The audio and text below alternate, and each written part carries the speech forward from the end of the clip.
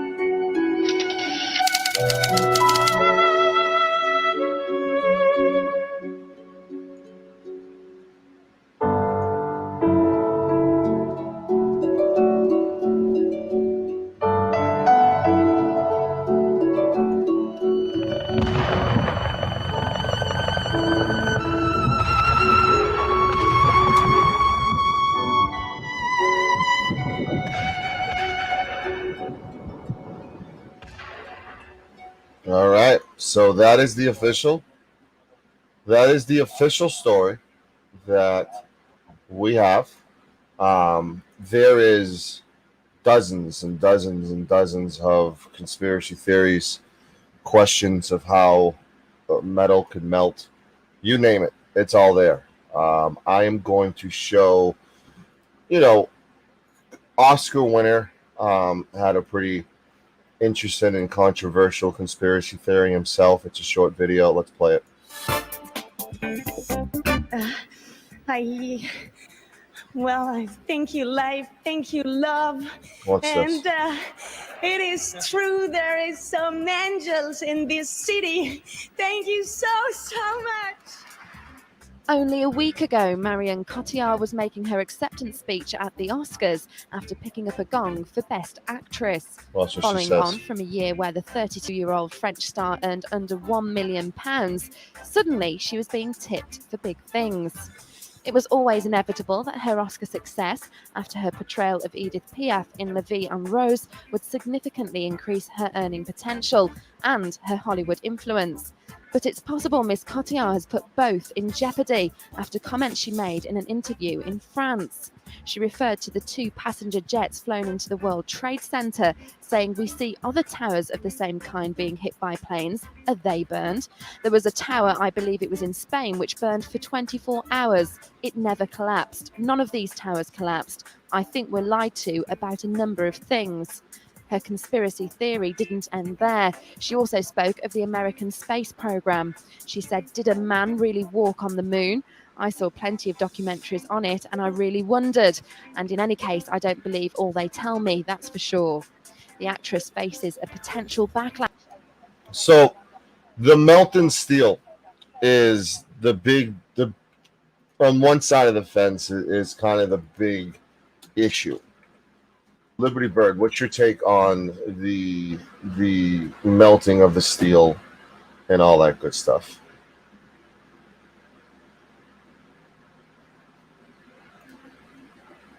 You're on mute, my guy.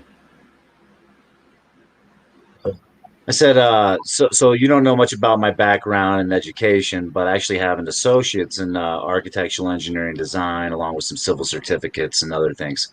So I know a little bit about buildings. I'm not an expert by any means, but I know enough to where I can honestly say, from my knowledge of I-beams, which are used in the construction of large buildings, such as the World Trade Center, the structural integrity of those beams can withstand tremendous amounts of force, earthquake force. We can also see them, also withstanding blunt trauma force, one building knocking into the other. So the entire point behind the structural integrity and using the appropriate I-beams for these towers is that it has no ability to collapse on itself or to the side or, explode in a sense. So there's some pretty interesting things in the demographics behind the World Trade Center and its collapse, as I like to put it.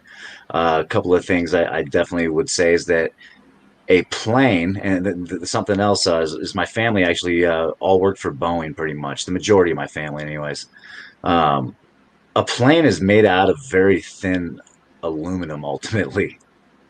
I mean, you if you can get past the inner panelings, you can probably pop holes and stuff with screwdrivers. Mm-hmm.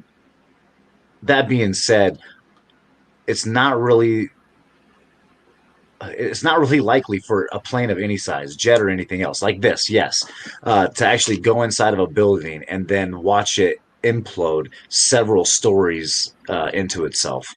It just doesn't make much sense. It's more would have to collapse multiple I-beams at the same time, and it would take probably more of the span than the actual plane could have caused damage in my personal opinion.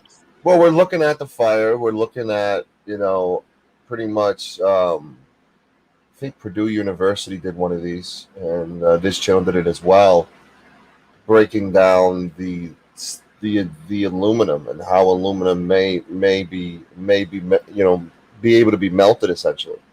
Well, I-beams are not made out of aluminum, is what I'm saying. The plane Right. is, right? So the plane can melt, right? Well, look at the explosions. Look at the explosion quotes from multiple people there. They mentioned they heard explosions. They mentioned it sounded like controlled demolition. And They that's what more of a probability in my personal opinion. right. I mean, they went out of their way to essentially allude that this was a controlled explosion. Well, what it shows me from what I know and the way that I watched, several demolitions throughout my lifetime being a construction guy, something that you enjoy, right? Demolition's awesome. I love watching blasting. There's a lot of guys out here that host explosive licenses in order to blast through large amounts of granite, quartz, stuff that we have problems with out here. So that being said, it's very unlikely due that a plane would cause a building of that sort to implode on itself. It would have to be some type of controlled demolition to bring it down. Because if you look at this video and you look at the way it collapsed and how Building 7 collapsed, it looked like a controlled demolition would look like, the way it collapsed. Boom, boom, boom, boom, boom, boom, boom. Very much so. Very much so. And that's where a lot of the questions remain on how, why. I mean, we've heard the reports of weeks prior to that there was a new crew, rewiring cameras and acting suspicious, and were they planting something? Were they planting something instead of rewiring cameras? Who is behind it though, right? So who is behind it? Who are they claiming are behind it? And ultimately, what are the connections therein that we can make with our own government? Well, I think we'd look at the option of who benefits the most. Hold on. Hello, welcome to the panel. How are you? Are you there? Anarchist? Yeah, can you hear me? Yes, sir. We're breaking down WT World Trade Center 7 and the collapse of it with fire, and we want to get your opinion on it. As far as the two towers that had collapsed, basically, that them are key words, basically, right? I mean, you can have an opinion on them all you want, but right now, let's just say 3-letter agencies are looking at your channel as we speak. I'll tell you my opinion as far as the way it looked and everything. Of course, there's no way in the world that happened by melting steel, this and that. I mean, that was 100%. Well, I better not say, but I think you know what I mean. Sounds like hogwash. I agree, Antichrist. And if you look at as soon as the smoke cleared, you see those beams were cut on angles, on sharp angles, which doesn't happen in nature. Steel bends and pops that way. It is never fucking severs on an angle like that. But when it does happen, controlled demolition. When you need that motherfucker to fall down, you pop those beams on an angle so they slide off of each other. And that night, they went in that night and they removed those beams. That's telling of itself. Well, I completely agree with what you said, pretty much. I mean, 100%. My uncle was in demolition, and when he first saw it, he called bullshit. He was in Vietnam, and he was in demolition. He knew how to blow everything up. He had 30 years extra experience as far as in demolition. And he had said himself that that was bullshit, which anybody, if you look at it, they all went straight down to the ground. I mean, of course, it was a sad thing for the people that are in there and everything, but as far as I would say, like, I'm afraid to say too much. To say that I can't go too far in depth on Never my be beliefs. scared to speak the truth. Oh, I mean, no, I can speak the truth. Look, no, hold on. I'm ready to speak the truth, but the thing is, I'm afraid, like, tomorrow morning, next morning, my door's gonna be kicked in, and I'm gonna have fucking, all kinds of weapons pointed at me. Which, well, of course, they'll have weapons pointed back at them first. I guarantee that. But besides that, I mean, Because I got it. some opinions may present itself that this highly probability or potentially or maybe just in the perception of opinion could have been an internal job and it was actually a demolition and not a crash. Now that being said, I would like us to explore something. I don't know if we have the ability to, Sancho, but I found something very interesting. Oh man, watch that plume. Wow. Yeah, Are death, you bro. trying That's to? what that Are is. you? You know how many Hey people guys. died right there? Yeah. Look at Vicious. that. Do you think it's a false flag? No. What I think it was a way to wash the books, ladies and gentlemen.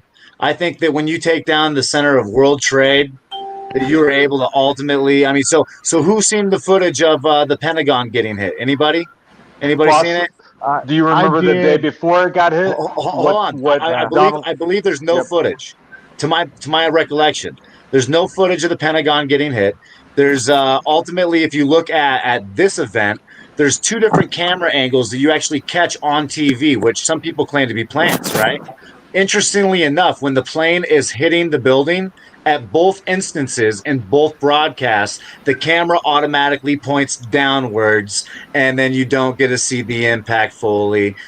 Some say that the impact that you do see fully on the one footage is doctrined and ultimately, not accurate. There's Ah, there's a What lot is of your point, conspiracy. please? What is your point? As your point, what is your point with that? My point Okay, is that what is the did advantage planes of truly doing hit that? it? Did planes even truly hit the building? You know what I mean? Like by account, and how many witness testimonies on the ground said that they saw a plane actually hit the building? The Pentagon, right? The Pentagon. Okay. Correct. yeah. Right. As Oh, far okay, as yeah, the the Pentagon, Pentagon yes. goes, uh, they Go ahead. I'm actually, sorry. if you look into it far enough, actually, I know I had video myself. I downloaded, and believe it or not, on the Pentagon one, of course, there was no plane parts or nothing to be found, and it happened Right, to hit where they kept the books, basically. So what Yeah, right. because happened there was like the day before, probably a it was the day missile. before. Yes. I'm sorry. I just want to get this out real quick. The day before the Pentagon exploded, Rumsfeld came out and said that there was trillions of dollars unaccounted for.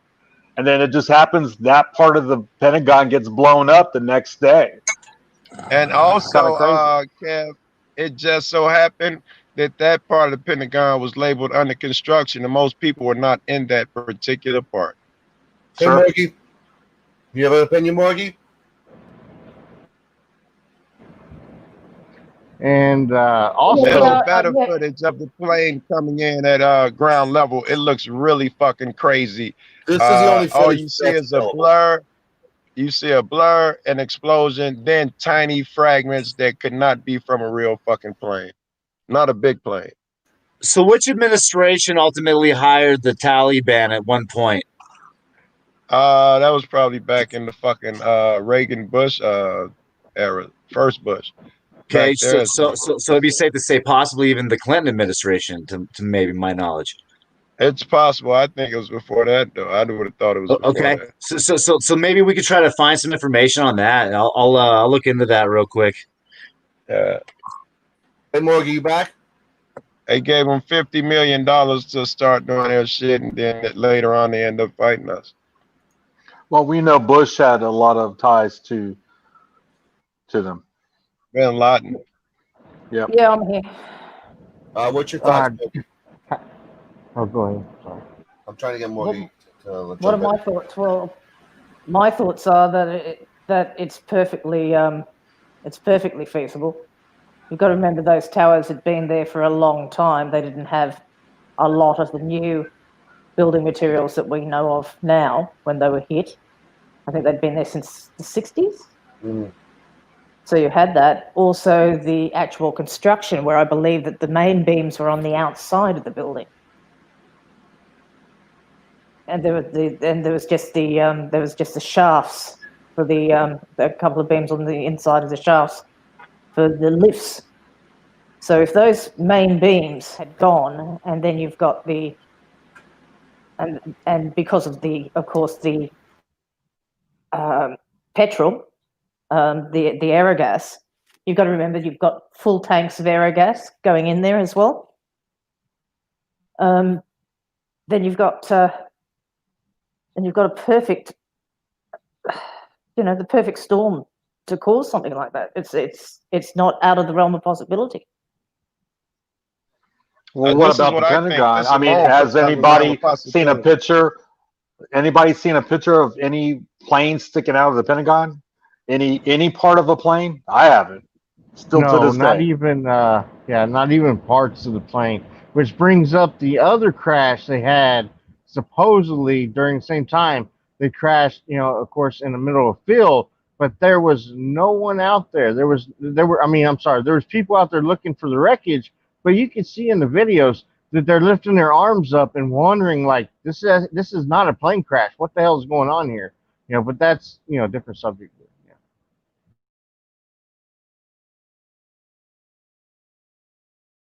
So I'm going to play the top 10 conspiracy theories about 9/11, and then I'm going to get everybody's thoughts on that. How's that sound? All Go. right. I think Joe's right too. I think it was like the Reagan administration or Bush administration, maybe the first one. Number 10. How did Building 7 collapse? 7 hours after the final collapse of the Twin Towers, Building 7 of the World Trade Center collapsed.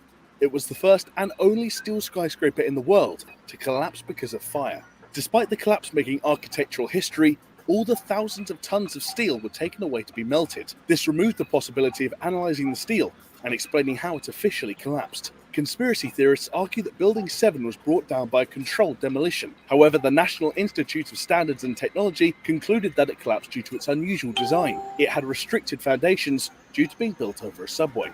As firefighters focused on saving lives rather than putting out building fires, Building 7 burned long enough to weaken and break the beams that held the steel structure together, eventually causing it to collapse.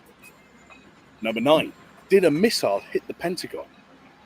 At 9:43 a.m., a Boeing 757 commercial plane flew into the Pentagon. Conspiracy theorists believe that the impact on the building did not reflect the size of the plane, and instead claim that the Pentagon was hit by a missile attack. However, remnants of the airplane have been spotted in photographs of the Pentagon attack, and eyewitness accounts recall an airplane flying into the building. The conspiracy centers around a 3.66 meter impact hole in the Pentagon, which theorists believe to be the missile impact point. This was in fact the Boeing 757's landing gear, which punctured the wall and was found nearby. The main damage to the building was 18.3 meters wide, and forensic evidence shows that the plane lost its wings before impact, making it the perfect size for the plane. Number 8. Did people profit from the 9/11 attacks? In the run-up to the 9/11 attacks, a large number of puts were made against American Airlines, United Airlines, and organizations with tenancies in the World Trade Center. A put is a bet made for stocks to fall, which of course they did. American Airlines stock prices fell by 39%, which translated to around $5 million total profit for those who bet that the stock would fall. These facts have led some to believe that the number of put options increased so dramatically because some people knew that they would profit from deaths caused by 9/11. The Journal of Business states that there was an abnormal measure of activity on the days leading up to September 11, which is consistent with investors trading with advanced knowledge of the attacks. Number 7. Why were the hijacked planes not shot down? Between the first plane hitting the World Trade Center and the fourth plane crash landing in Pennsylvania, there was over an hour for the US military to formulate a response. The fact that none of the planes were intercepted by Air Force jets, especially after the first tower was hit, has led to conspiracy theories that NORAD was deliberately told to stand down and let the attacks occur. It turns out one group of fighters was scrambled, but they headed out to sea, away from the unfolding attacks. However, NORAD wasn't notified about the first plane hijacking until 8 minutes before the plane hit the tower, and 2 jets were scrambled but were still south of Long Island when the second tower was attacked. NORAD didn't even receive information about the fourth plane in Pennsylvania until 3 minutes after it had crashed, making it impossible to respond. Number 6. Did intelligence services have prior knowledge? On May 1st, 2001, the CIA warned the White House that a group within the US was planning a terrorist attack. Over the next few months, other warnings were made. On August 6, 2001, President Bush received a classified document prepared by US intelligence agencies entitled Bin Laden Determined to Strike in US. The memo stated that FBI information indicates patterns of suspicious activity in this country, consistent with preparations for hijackings or other types of attacks. Despite all the warnings, no preparation seemed to have taken place, and there were no warnings made to the public about the suspected terrorist attack. In fact, following 9/11, the White House denied it had any specific intelligence about an impending attack, but these memos seem to indicate otherwise. Number 5. Terrorist recruitment. Former counterterrorism advisor Richard Clarke has made the explosive allegation that the CIA tried to recruit 9/11 hijackers. Before the attacks, the CIA withheld crucial information from the government that 2 Saudi jihadists had arrived from the US. They had attended a terrorist gathering in Malaysia just days before. These same terrorists went on to become suicide hijackers on 9/11. Why would the CIA hide this information from the White House for so long? One theory is that the agency was trying to secretly hire the terrorists to work undercover in Al-Qaeda. The CIA has called these accusations baseless, but the cover-up still has government officials suspicious of the agency's true motives. Number 4. Trillion-dollar cover-up. On September 10, 2001, the Secretary of Defense, Donald Rumsfeld, declared war on the Pentagon bureaucracy. Rumsfeld claimed that America's Department of Defense was wasting vast amounts of money on the military. In fact, he announced that the US government had lost $2.3 trillion and couldn't account for 25% of its military spending. Rumsfeld arranged to change the Pentagon spending program the next day. But, perhaps conveniently for the Bush administration, the country was victim to a terrorist attack on September 11th, and Rumsfeld's admission received scant news coverage. Officials later claimed that the money was never truly lost, but untracked in a complex accountability system. Number 3. What happened to the flight's black boxes? Flight recorders are near indestructible instruments, which are required on all passenger planes to keep track of a plane's speed, altitude, movement, and conversations in the cockpit. According to the 9/11 Commission report, no recording devices were ever found at the World Trade Center crash site. But on September 14th, a paramedic and firefighter did discover 2 damaged black boxes among the wreckage. A source from the National Transportation Safety Board has also spoken out, claiming that it helped to analyze the very boxes that the FBI claimed were missing. Why would US intelligence want to conceal such vital information? Conspiracy theorists... Hey, we got shut down. Fuck! Yeah, this Sancho.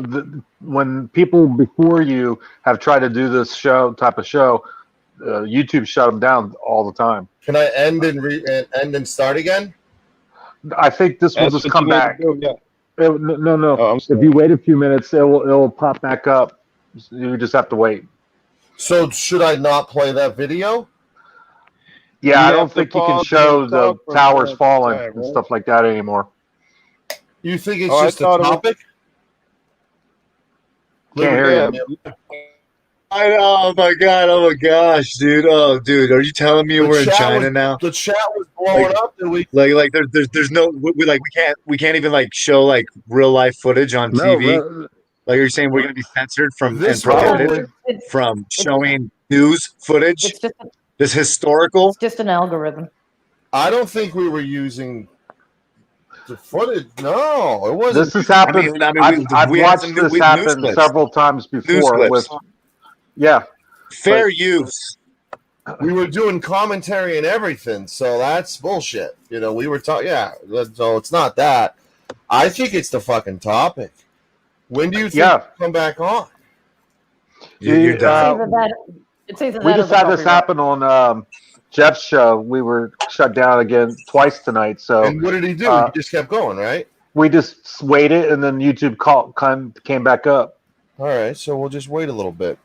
Yeah, took about 3 to 4 minutes, I think. There was another. Wow, Bird. That's crazy. We're fucking Bird, don't you China, like remember this said. happening before? Oh, I've seen it happen. We call it shadow banning. 9/11 really. It 9/11 just really is a problem being. Well, talked you know about on YouTube. what's crazy is they stopped us way short. Like this is why I told you I didn't want to talk about this particular topic, El Sancho. Really? You know, didn't I remind you? Like, didn't I talk about like I have things to say? I'll say them anyways, but truthfully, you know, like the only things I really wanted to talk about was the Federal Reserve and the Bilderbergers. Which we're gonna get to. We Joe. were gonna get to. Joe, I put my. Oh, we're back. Are we back? We're back. We're back, everybody. Wow. We're back. Say hello, everybody. We're back. We're back. All right. All right. So Joe, what should we do now, Joe? I am a knucklehead, but I would I move would on to the next topic. Next topic. really I would have stayed where we were and been cautious. If you play video, you stop it every 20 seconds and you talk. I'd have been going talking about let's go that How route. about If we- you still want to play. I'm not playing any more videos. All right. How All right. about What about the topic? You think the topic is off out of bounds? I think the fact that I put it in the thumbnail, I think we're shadow. I think there's some. I mean, somebody already said today that we're already watched, and Yeah, I forgot. Yeah, putting in a thumbnail couldn't help. I mean, it's either that or Joe Cool's a Fed. It's one of the two. I mean, Well, then you got Secret Spy Morgie. you know, no, I don't think Morgie was agreeing with this, and then all of a sudden it got shut down. So, wow. There you go. My main question is how much weed does Joe Cool go through in a month? Oh, I go through a lot of weed. He's rolling up right now. Yeah, I'm doing Sugar Plum Sunset right now. I'm rolling. Is it expensive? Oh yeah, I spend Yeah. like $150 every Friday, and that's for like. I mean, today I bought 6 grams of Sugar Plum. And then I got a half an ounce of Bio Jesus. So that's like what? 13 grams? That doesn't last me too long. That's funny. I got 3 Where I grams live- right here for $1.50. Wow. Where I live, it's I it's get, not illegal. 3.5 and 4 here for $20. That's off the street, of course. Yeah. So should we move on to the Federal Reserve? I mean, I don't want to play any. I had videos set up. I'll be more helpful when I'm done rolling up. I'm not concentrating. So. All right. Can I make a little quick announcement? Sure. Kind of want to change. We do have some exciting news, everybody. El Sancho's got merchandise. A lot of people have heard about our Shut Your Suck merchandise. We have them in T-shirts. We have them in COVID-19 masks. This is my favorite one, Shut Your Suck. We're going to be announcing an online store this weekend. And Shut Your Suck. We have it in a hat. Look at this, Joe. How cool is this? Shut Your Suck. Tank tops, Shut Your Suck. We have them in hoodies. Shut Your Suck the hoodie. Babies. You want a baby? We have a toddler. Shut Your Suck. I could use one of those. How's the shipping on it? Does it come in a timely manner? Hey, Joe. All right. I want one with where's Joe's weed? Well, that's hashtag Joe Cole is. Well, I have to talk to Joe about that one. I mean, my design team actually has a graphic already made of Joe's head popping under the bottom of the car seat looking for his bag of weed. 9 times out of 10, that's where it usually is, under that fucking car seat where your hand can barely fit in between to grab it, right? Shit, I know a lot of them are right there on the floor in front of me, bro. My favorite is when it blows away. So, should we try to discuss what we were just discussing, or should we move on to the Federal Reserve and what we know about? Well, I mean, so I guess, yeah, I would move on. My personal opinion. Well, the only thing I would say is that if we could talk about it, don't show videos. All they can do is shut you down again, and you have to wait a few minutes. Yeah, Well, one last plug since you were showing merchandise. sure. I still got those Antichrist Clonacocks. They're $19.99 each, and you can get them in any color you want. All right. Dope. Really? Where are they for sale at, or is this a joke? No, it's a joke. All right, sorry. Louis Bird, Federal Reserve. We're kind of freeballing now without any videos. Well, all right. So what do you know about the Federal Reserve? Do you know how it was created?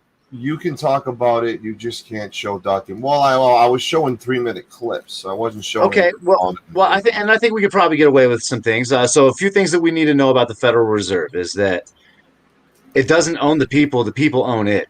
Okay, and that happened in 1913 with Woodrow Wilson. Woodrow was ultimately a warmonger. He's our involvement in World War One. Okay. So something else that you might not know about that dude is he was an open racist. You know what I mean? Like it was all about segregation back then. Right. Democratic Party at that time, which now we see it as both parties. What else? Let's see, I got a couple notes. So some about the Federal Reserve is that we ultimately enacted it. Congress has control over it, or they're at least supposed to be accountable to Congress.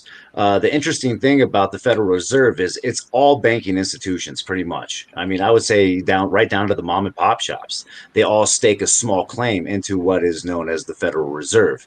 There's several of them spread across the U.S., and that's where we get our inflated money, our fiat cash, right? So, I don't know, man. Like it's pretty interesting when you look at the Federal Reserve, the fact that ultimately it's mostly or started and mostly still is, I believe, controlled by British and the Rothschild stake a fat claim in it. And that's I find even more interesting because as the American dollar has declined, so has the value of the Rothschild family, and I don't think Britain's been doing too good. So, do you guys want to talk about the misconceptions about the Federal Reserve? Because there's a bunch of them. Well, people all think they're Illuminati. Number one, the Federal Reserve is to blame for mortgage and student loan rates. Anyone want to kind of argue that one, or do you want me to go on? No. The Fed acts alone with no oversight or supervision. And unfortunately, that proves to be true. However, that's not the way it's supposed to be. The Fed prints money. Yes. Here's one I got a problem with the Fed. All of our money, period, goes to a bank where we pay them interest to hold it for us. That's so the bankers can get wealthy. Anybody else puts money in a bank, they get interest because the bank uses their shit, but we pay the banks. That's the biggest fucking scheme, money-making scheme on the planet. And that's a lot of money being made. Well, if you actually look at those that you think that are in control of it, they're really not that wealthy. But I would say that till this day, and this all started with the J.P. Morgan family, right? Chase is probably one of the biggest banking institutions across the United States. You think the Rothschilds aren't wealthy? Oh, so I mean, on Forbes, there's something like he's the richest Rothschild has like 1.3 billion. You know what I mean? Well, so he ranks like 1,000. Yeah, but that's not what's supposed to be there. You know what I mean? Like Walmart's making way more dough, bro. Yes, but their claim to fame, the reason they're considered the wealthy is because they supposedly been hoarding all the gold for years. Well, no, it's lineage, So and they have that's sold off the it's gone. books, but supposedly Gold is gone, bro. Fort Knox, wait, empty. I bet it's empty. One at a time. Yeah, sure. I'm not talking about Fort Knox. But that was the gold. Empty. No. The fucking theory is the Rothschilds has been hoarding gold for themselves, and they have a huge supply of the world's gold, which is where their real wealth lies, which is why they're invulnerable. That's interesting because my understanding is that the Saudis actually control the majority of the gold in the entire world, and I believe that it's the same gold that America used to hold.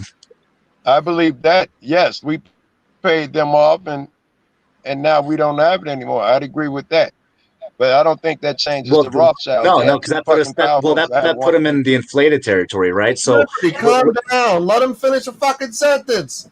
Jesus, sure, bro. I love the passion, but let him finish the sentence first. Go. Yeah. Yeah, I was just gonna say, no way that someone with $1 billion here and there has that much power. So the big question, who owns the New York Federal Reserve Bank? Under the Federal Reserve Act of 1913, each of 12 regional reserve banks of the Federal Reserve System is owned by its members' bank, who originally ponied up the capital to keep them running. The number of capital shares they subscribe to is based upon a percentage of each member's bank capital and surplus. But The the New York, banks own the Fed. The banks pretty own much. it. Thank Right. you for that. Thank you for that, Sancho. So there was a Freedom of Information Act done last year by the institutional investor.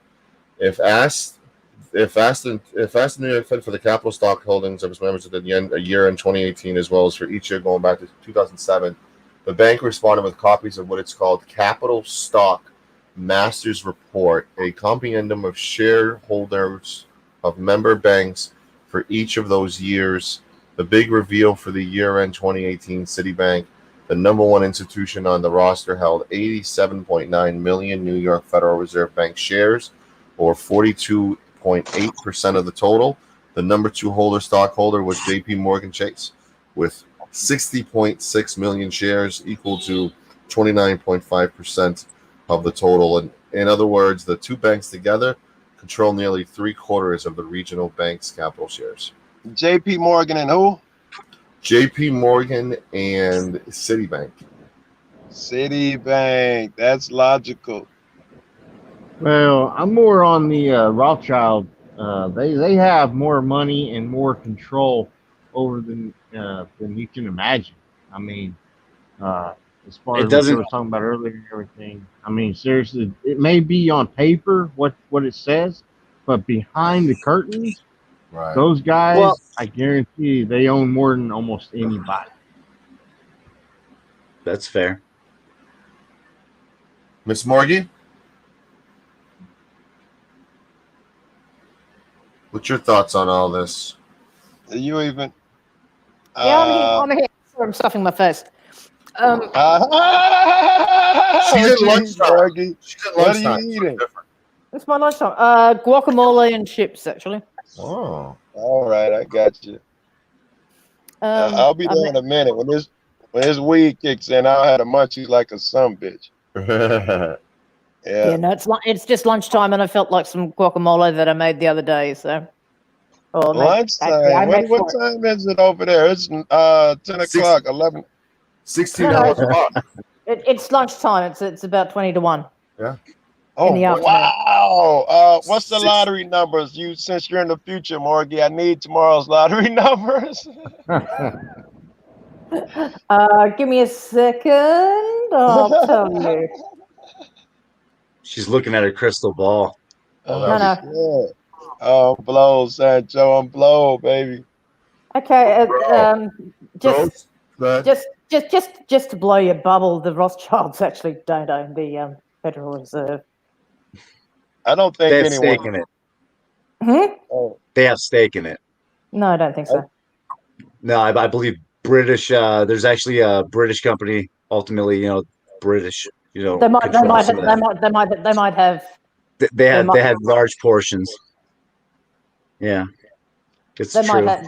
Well, they're an investment bank, so they might have some kind of stake in it, but I don't think it's as big as you think it is. I don't think it's that big anymore. I think they only have lineage. Yeah, well, I don't. Yeah, well, that's what I'm saying. They don't have that big a stake. They're an investment banker, which means that they probably either take out loans or do investments in connection with that bank. They're playing checkers, right? They're playing checkers, not chess. So they wouldn't be trying to buy a stake in it. They would control the who owns it. Those two banks. They would control J.P. Morgan, and they wouldn't control them directly. They'd have 8 other people on top, and they would be controlling that. That's how they do it if they're smart. Why would the Rothschilds be controlling J.P. Morgan? Well, the reason I think they control is I think these devious fucks have a plan to keep the 1% on top and use the rest of us as cattle. Yeah, I agree with the Rothschild banking. The Rothschild banking has been around since what, 1790? They've been around I, for a long time. 1800s, 1800s at least. Yeah, 1800s. All right. Well, let's go the 1800s. So, so imagine the kind of rumors and bullshit that's been made up by them, but being the basically founding fathers of banking throughout Europe in the first place. Well, they at one point held the highest stakes in the world at one point, right? For banking institutions. And they definitely, I would say, transformed banking into what it's become today. Well, they created banking basically. I mean, banking came over. Morgie knows some shit, Joe. Hold on, let her go. I want to hear this, dude, because Morgie's talking a lot of sense to me. Because banking, as you know, is basically a Jewish. The Rothschilds, of course, are Jewish, so you have all the anti-Semitism and conspiracy theories that they've been floating around forever and ever and ever with that. Yeah, and they label it Zionist. Isn't that kind of how they put it out there? All that kind of bullshit. Yeah. Seems a little biased and a little one-sided, and maybe someone else's agenda. Yeah, but but it's also I mean that's been going back on since I think the mid 19th century. What? It's at least 200 years. Anyway, they've been accused. They've been accused of They've been accused of profiting from the wars, from the Holocaust. They're basically for those of you in the conspiracy theory, they're the Hillary Clinton of banking. Let's put it that way. Except they're one of many participants that funded wars. I'll guarantee you that. They supposedly financed both sides of every war. Since the Napoleonic days, they financed both sides of every war. That should be easily proven or not. It's not just Rothschilds. All banks do that. Whatever bank is around at the time. Well, and at the time, it was the Rothschilds at that point in time, and the Rothschilds were the leading bank in Europe at the time. So of course, I mean, think about it. It makes sense to me. Fuck you, YouTube. The last 3 videos I played, I specifically put them on mute to avoid a copyright strike, and I still fucking got it. It wasn't even a copyright strike. It's just that, it's no big deal. It won't affect the channel. But I literally put it on mute just because I wanted to go under the radar. I wanted to that last bit, Sancho, I thought we went a little long without interruption. Yeah, I'm learning. It's a topic, too. Somebody unsubscribed for that. What the fuck? I'm sorry. I saw that you were 1 away. Now you're 2 away. Hey, while we're on the banking type of things, I'm sure everybody on here knows what Bitcoin is, of course, right? I mean, I'm sure. But anyway, in the news today. Bitcoin. Yeah, well, back in 2012, my uncle, he's a multimillionaire. Anyway, besides that, I had brought it up with him. I said, hey, look, Bitcoin's going to go crazy as far as what it was.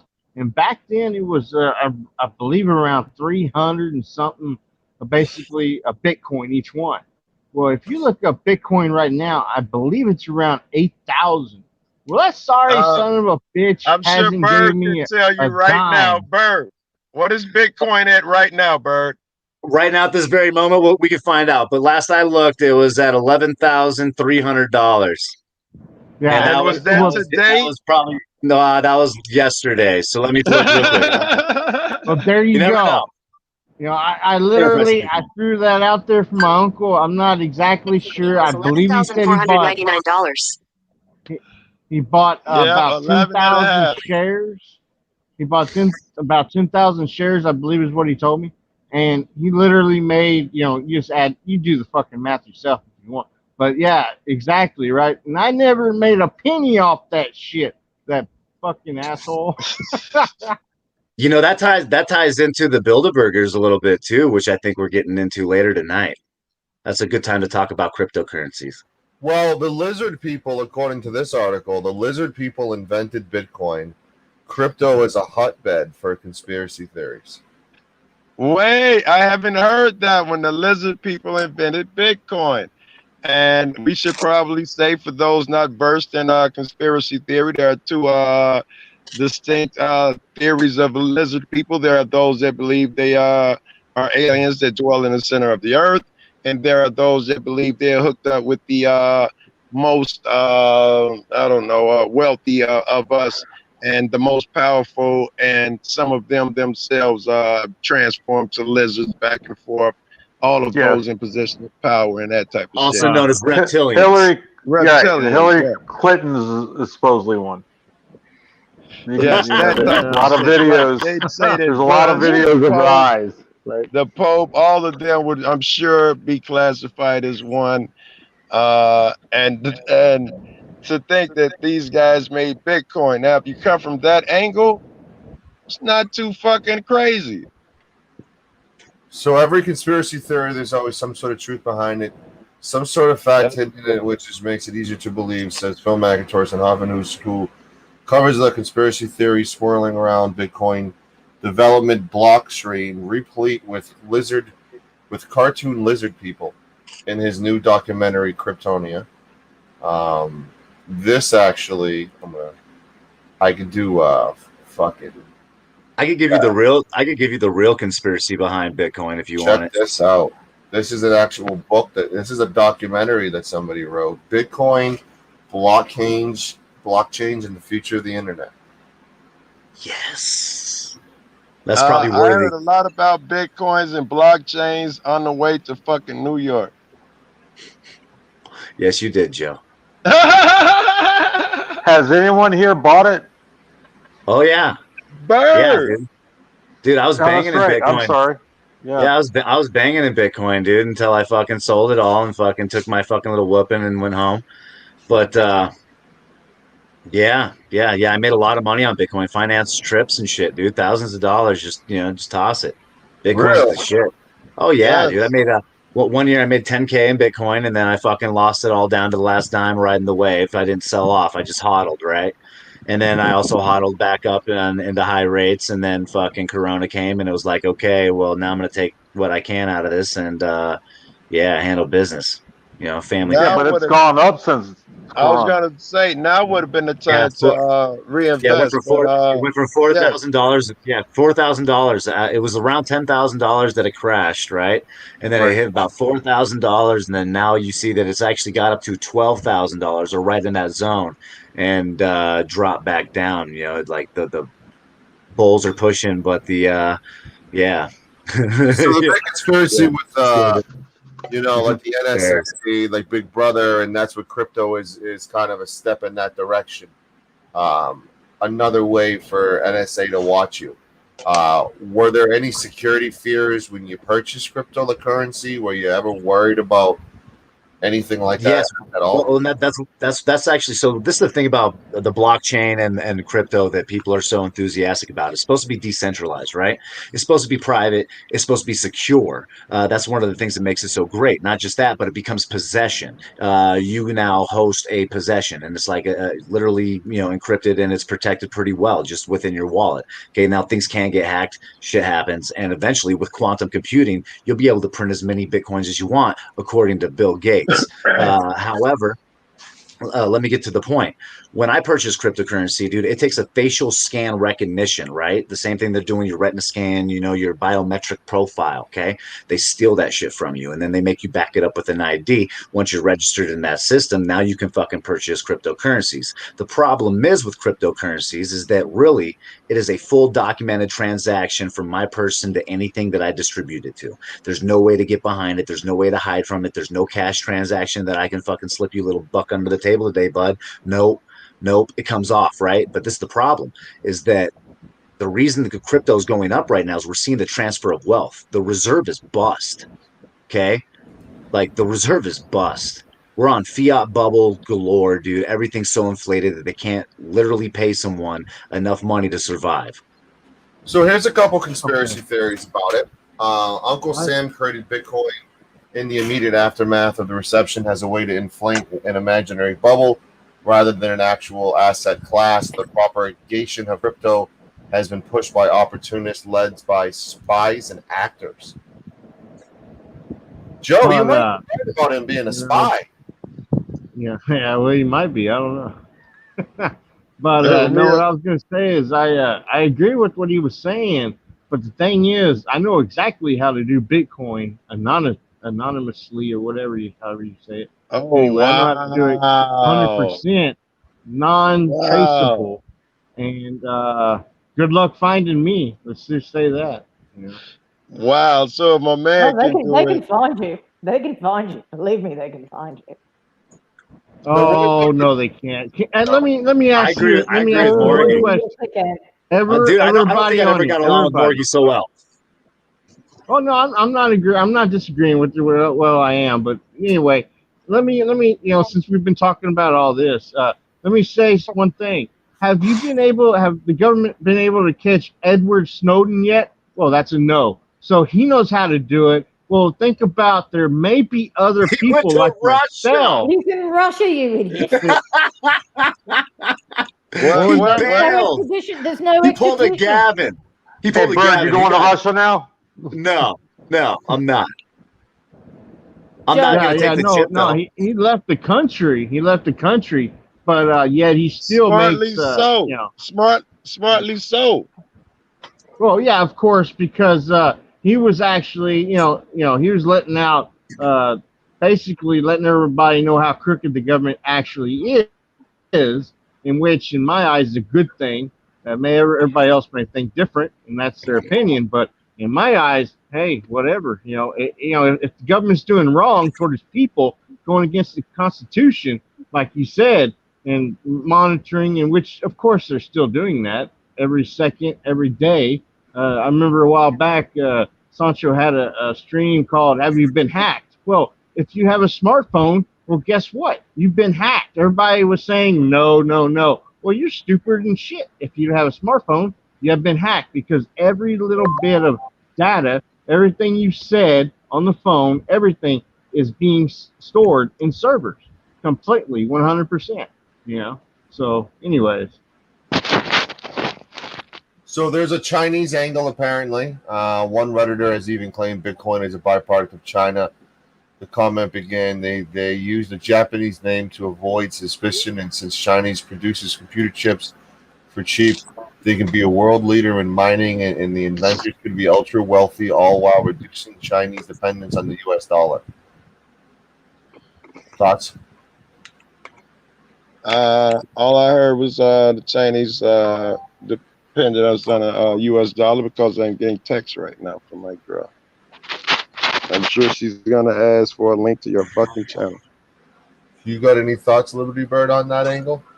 On that angle, I know that China's been hard pressed by the fact that the U.S. dollar's pretty much controlled trade around the world, and that's due to maintaining oil being transferred through American dollar. We see some of the people that have the greatest stake in that, and it's funny because it also happens to be some of the most elite people in the world. Um, so my thoughts on the China dollars, they've rerouted a lot of trade. In fact, China and I believe the US right now are in a massive takeoff between trade because they manufacture and they manufacture most of the things that we carry here and host in America. Even if it's American made, it's got Chinese parts. So when you get down to it, what is it really? And then what happens when we no longer have control of trade? And I think that that's really what was jumping off at the outbreak of Corona. well, It Interestingly enough. was. They were having a trade battle, and they still are. It's Well, not and talked about so much. well, Well, and think wasn't that because we were trying to even it out so that American yes. products can compete? I think Well, it should have been evened out, and I think he bumbled through it horribly. He went think about it about the this. worst way anybody could. Think about Right. this. You got 60% of goods needed to produce the world goods, right? All of the world goods. You got 60% needed for this side, right? And then over here, dude, you got somebody that needs 55%, right? Just 5% less than what you need.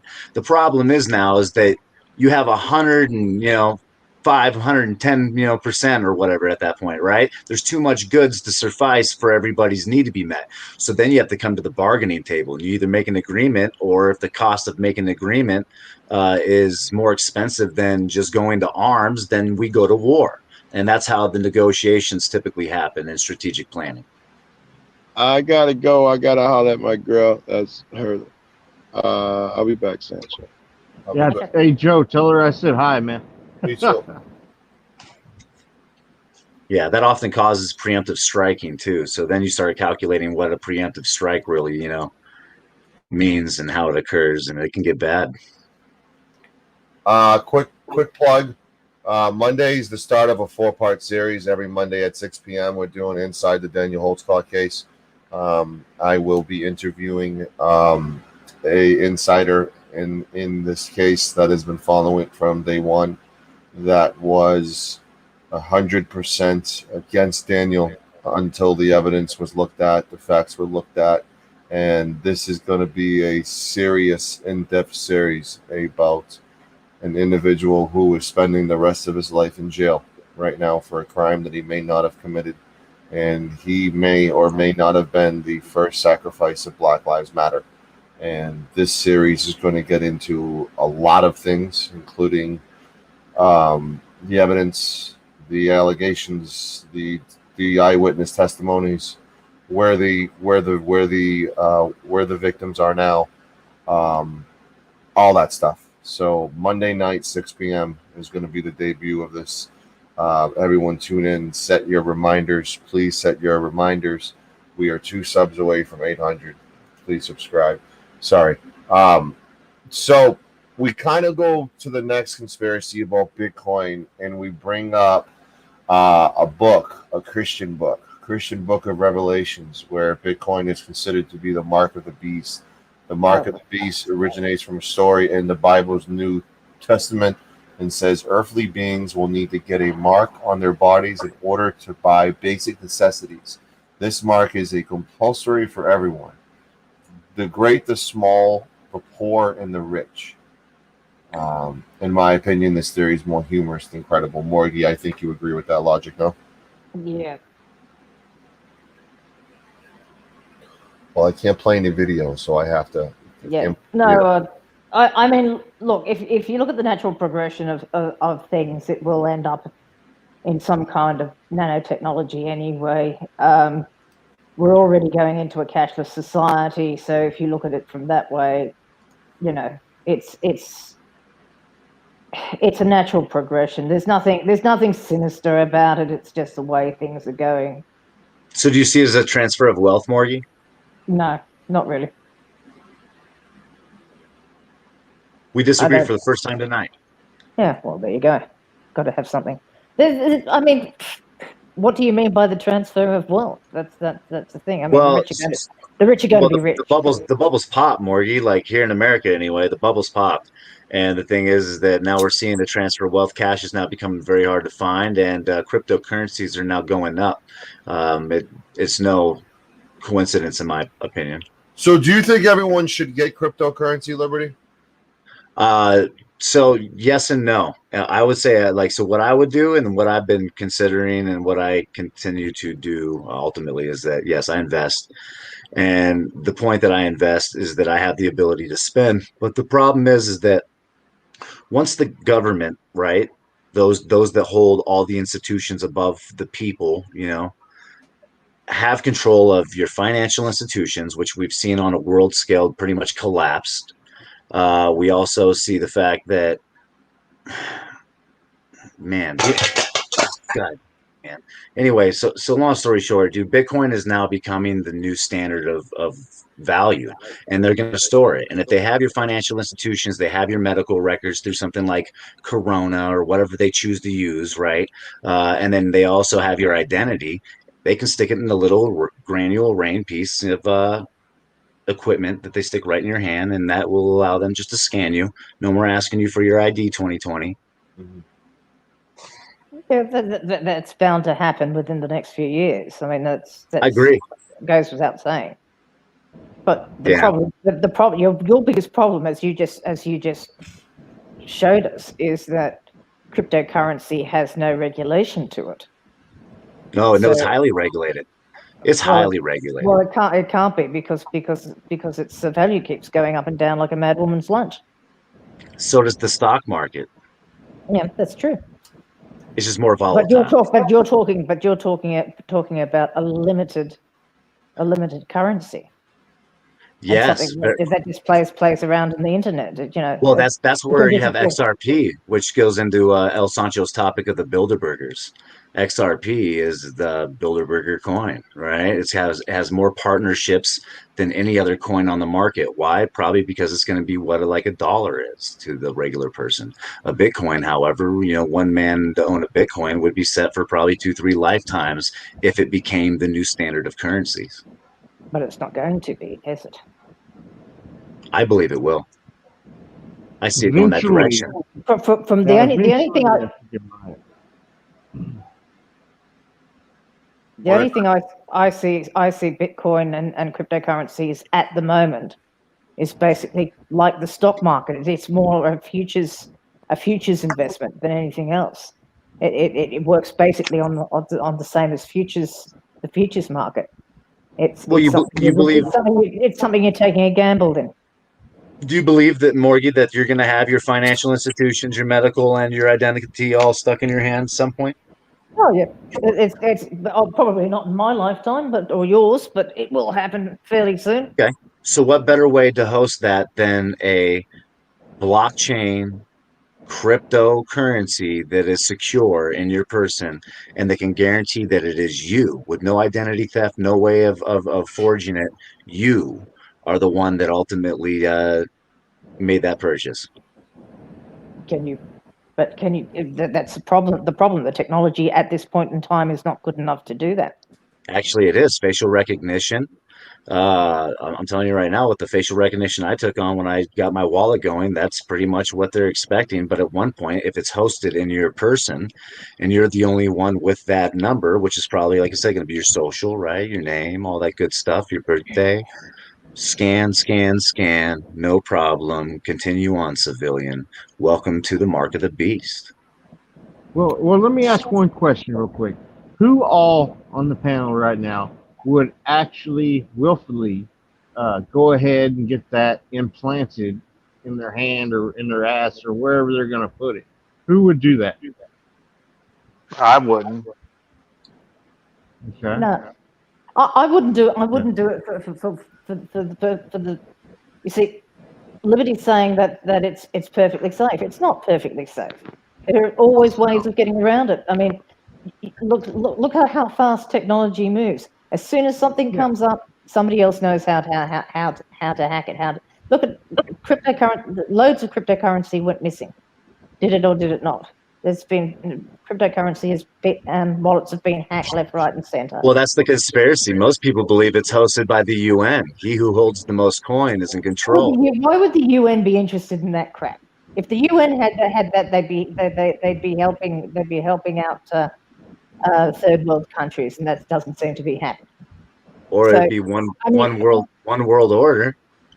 Yeah, I believe it's more about. We haven't gotten that far yet either. So, I mean, you're talking about things that are so far in the future, it's not funny. So I wouldn't be worrying too much about it now, because it's not going to happen. Well, Bird, you really think UN would be the one? You don't think it would be something above that?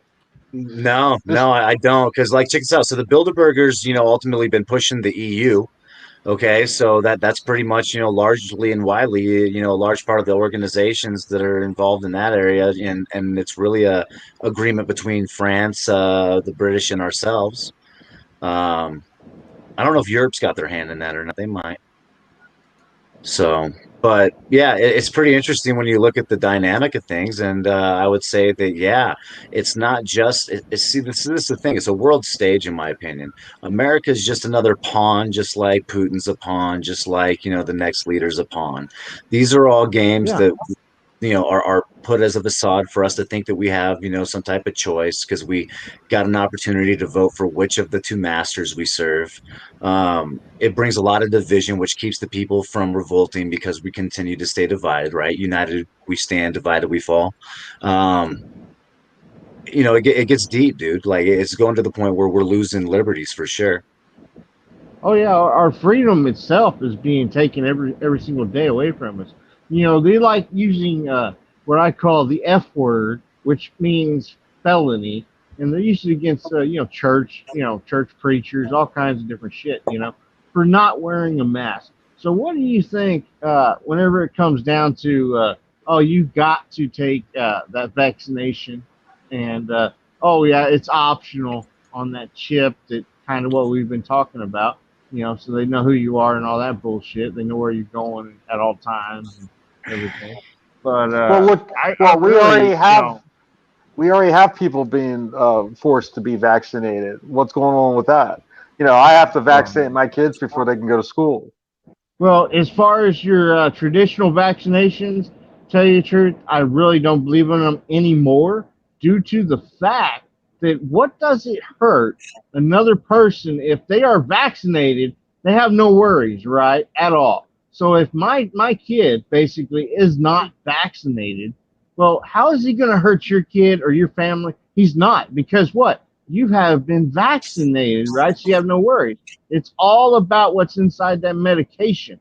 Whatever they're shoving inside your body, whatever chemical, I don't know, I have no idea what it is. Of course, but the thing is, neither do you or anybody else. And they're trying to hurry up and do this shit. Oh, I somebody really does. believe it's Somebody knows a what's bad in it. thing.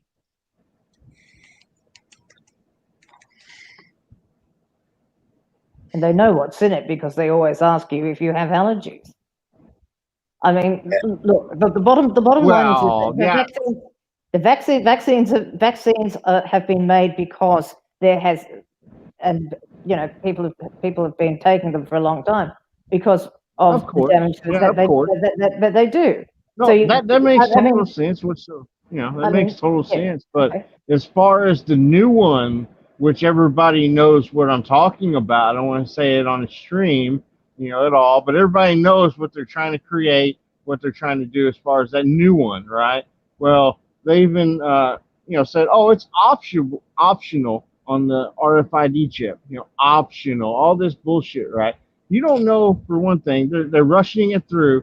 They're making everybody supposedly wear masks at all times, all this bullshit, 6 foot distance, all that. Well, I have never complied, not one little bit. If I go to town, I do not wear a mask. Well, that's your no matter what. But, I mean, that's your stupidity, and that shows your lack of empathy towards other people. You may not like it. Okay. Hold on. You only hang on. This has got nothing to do. Go ahead. This has got nothing to do with you and what you think or what. Well, you just said it did. This is for everybody. This is for everybody, not just you. No, it ain't just for me. That's right.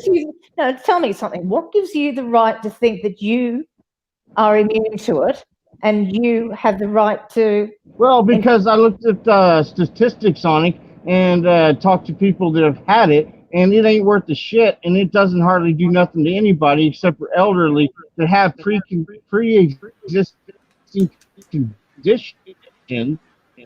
I have a friend that's under 30 that had it, and it was one of the worst things she's ever had in her life. She's a nurse. Okay. She got it because her place was made a triage system. Every little thing that she did was like an hour workout, exhausted, winded. Did she make it through it?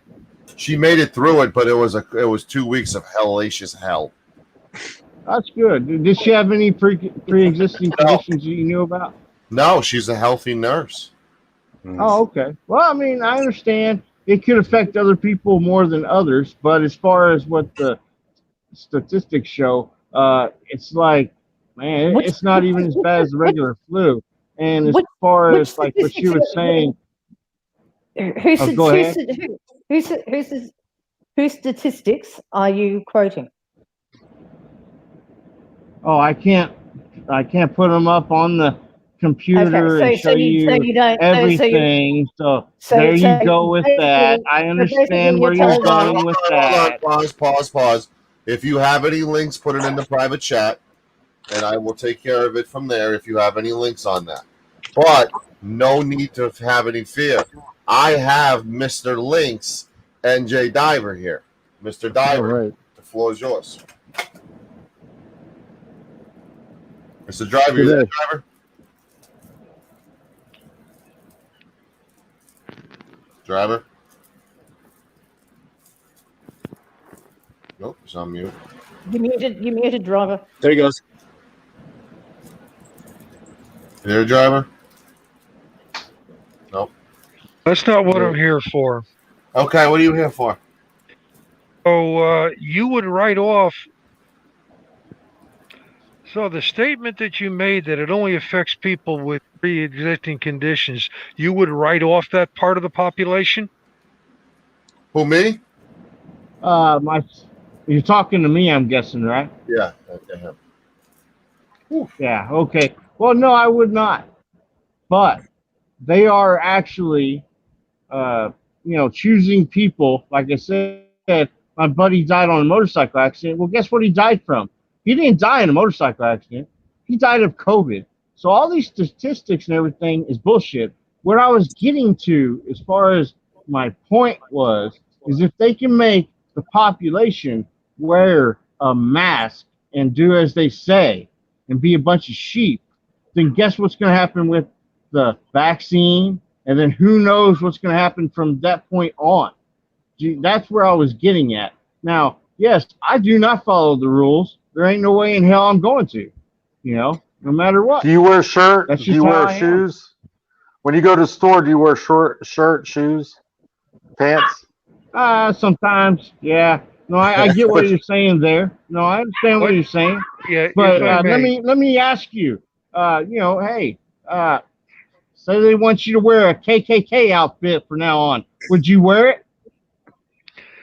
What will you do if the state that you're residing okay. Hold in on. You mandates... answered my question with the question, I couldn't right? understand it because you're shouting. Well, I guess my mic is loud. I'm sorry about that. I tend to get kind of angry, but I'm sorry. I'll try to calm myself down. No, you're good, buddy. Me too. Me too. It happens. Go ahead, buddy. Diver. I couldn't understand a word of what he was saying. His mic was overmodulating. He's calmed down now. Okay. What part did you last leave off at? Where did you not understand? When you speak like that, I can't understand a word.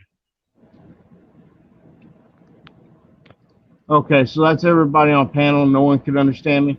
It was a little modulated. So can you kind of bring it back up in a short, and kind of repeat it?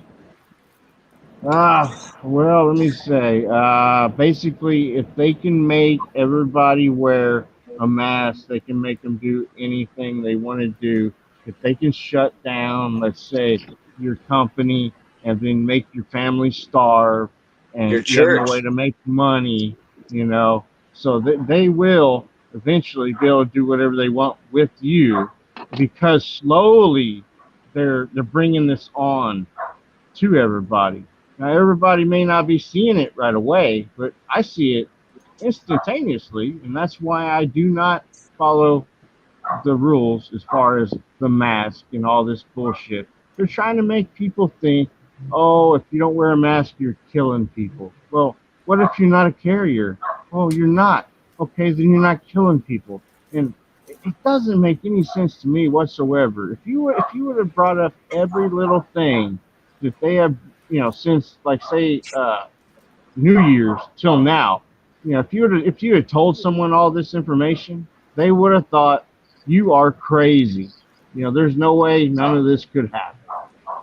If I'm wrong, well, whatever. So I've got a question for you. Real quick, Morgie, if I may, to answer him. You say that this is all very recent. Well, if you click on that URL that I just posted in the main YouTube chat, find that the legislation in your state and the 49 others have been around for quite a long time in what your representatives have allowed the states to do in a pandemic. Well, let's face it, we don't even have a real pandemic. What? Yeah, well, here's a basic understanding. This is conspiracy theory, and that's fine. But that's not conspiracy. I'm saying that we don't have two of the three elements. Two of the three elements. No, check this out. Yeah, so 2 of the 3 elements that it takes to have a real pandemic, we do not have. We have an identifier, COVID-19. We do not know where it came from, so we don't know where, the communicable disease started at, right? So that's a problem because without that, you cannot begin to start to vaccinate and then proceed with, how to cure it because you don't even know where the fuck it came from. Who cares? Who Right, who cares? cares? Are you going to say Yeah, if we who cares about never find patient 0 or patient 1, you're No, going to it's say not we patient. can't do anything about it? No, it's not patient 1. How did patient 1 even get it, right? And if we Usually can't you have to find have an out, does it no identifiable longer source. qualify? I feel you that maybe the definition of pandemic may change, but it doesn't change the argument or for the sake of the argument. I say it is not a pandemic, or maybe it is, but it's on the level of the flu. If the flu is a pandemic, then this is a pandemic. So why It's the are we giving reaction away of the people that's our, made it a pandemic, not the why are we giving actual away stuff itself. why Okay. are we giving away all our rights for the flu? We would not do that for any of. We wouldn't do that shit for SARS and shit. Why are we doing it for this? Okay, so let me give you an example of something as far as pandemics and vaccines and crap like that's concerned. Now, there was a disease. It was called smallpox. So you've all heard of smallpox. Some of you have probably been vaccinated for it. Some of you probably haven't. Yes. Okay. Now, almost everybody in the world at one stage was given the smallpox vaccine. And the origins of smallpox is unknown, but it dates back, it's thought to date back to the 3rd century. Okay? It goes back to the 3rd century. They don't know what it's like. They don't know where it came from. But they found a vaccine to do it. And because of that vaccine now, it's very rarely, well, actually, it's pretty much been wiped out. Same with polio. You do get the odd one every now and then, but the majority of it has been wiped out, and that is because of the vaccines. They don't know the origins, but they've made vaccines for them. So I'm sorry, but their argument on that on the origins is moot. I got you, and I hear where you're going with that, and I would agree with everything you said. And I'm not anti-vaccine because I'm not anti-science. The science is sound, but I consider the source. But that's not a rebuttal to my argument of if this is as deadly as the flu, why do we allow this shit? Is obviously not as crazy enough to justify all this closing of borders and doing that, because we don't do it for fucking the flu, but we don't do it for any other bug or yearly so and so. So why is it this one is special and I deserve to give up my rights and I should go willingly and wear a mask? Because it's highly contagious. So's the flu. And flu season sucks. Yes, but flu doesn't have these kind of after. As far as that mask that you speak of, have you read the box and labeling on it at all? Most of them are masks. They're just yes, face I coverings. went down to the microns. Yes, I did. Okay. Let's so basically, even on it states on there that basically it does not prevent any type of prevention from any virus, etc. Of course, even the N95, but even the N95. But yeah, basically, the only way to be 100% protected would be to be 100% breathing air at all times. Only way. Abstinence, right? Abstinence. You had to be away from everybody at all times. Abstinence. Hang on. Nobody said that masks completely stop you from getting the virus, but it does stop at least a 30 to 40% transmission of the virus. Which comes from the big. So it is more of a preventative. It is not a cure. I'm going to quote High Impact Vlogs, and he said one of his subscribers had said it's kind of like wearing underwear to stop fart. You know, you still smell that fart, correct? It's kind of like the logic What the of fuck has that got to do anything? here's a better That's all. Okay. analogy. It's Okay. So Morgie. if you still Morgie. smell the fart, then you still will, breathe in that magical COVID or whatever you're believing that is killing people It at all stops a levels. chunk of But it. It stops a hang on, chunk of it, but you still get hurt. Is where he's going with it. hang on. You might be able to smell it, but you're not getting covered in shit from it, are you? Check out this analogy. Driving on the highway, we find out if you reduce the speed limit from 75 to 55, it'll save lives. Everybody says yes, it saves lives. We must do it. Turns out, if you reduce it from 55 to 35, it'll save more lives. Is everybody saying yay? No. Well, it interferes with my life now, so I can't do it. I think that's what's going on with this shit. Motherfuckers are willing to give up to be compliant and wear a mask. And not only that, you want to insist that I wear a fucking mask. It's The the bottom same shit line, with but the bottom line is that it's only Exactly. for a short time. It's only for a No, limited time. It and is for a it's kind of limited like the time seatbelt until you laws, get by that the way. curve. Oh, for fuck's sake! One at a time. Listen, it is only for a limited time. If everybody does it, your curve goes down, and then there will be no reason to wear it. Okay, so it's not just for you; it's for everybody. I don't And I believe don't. that. I totally understand what you're saying, and I do not believe that. Well, you're not going to have to wear it forever. So I don't believe that. Look, So can I jump in? Joe, okay? Morgie, can I jump in? Let me jump in. So there is around half of Americans with a high school diploma or less education, 48%, say the theory that COVID-19 planned what is probably or definitely true according to the survey, which was conducted as part of the Center's American News Pathways Project, that compares 38% of those who have completed some college but have no degree, 24% of those with a bachelor's degree, and 15% of those with a postgraduate degree. They believe that there's a probability that COVID-19 was planned. Everyone's thoughts? With what? That it was Planned. planned. It was planned, absolutely. So here's some would it be background information. You can look at the Rockefeller documents for God, we're not locks. going to go there. No, hear me out. Rockefeller Foundation put out information on information and technology integration on a global scale, and we are seeing that actually played out. And I believe that Bill Gates is also involved in that whole shebang. As he said that they were doing something similar to the Rockefeller group that was different, which I believe is Corona, right? And it goes down to the same thing would be the pandemic. What they're doing is taking lots of money, in my opinion. But an event took place called Event 201 3 months before any outbreak of coronavirus, hosting people from the CDC at China and also the USA, and representatives that maybe even by the World Health Organization. I'm not sure. It gets deep. In what way? In what way?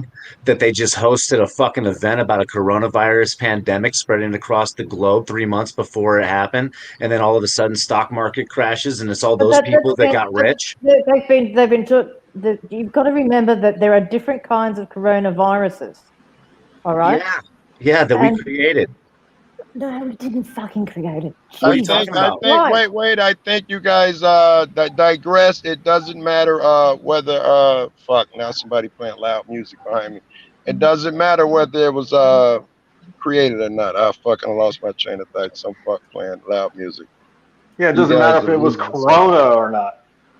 If there was a planned epidemic, this just happened to fall into our laps, maybe? If you believe that. No, they held an entire event around it right before it happened. That's what it was.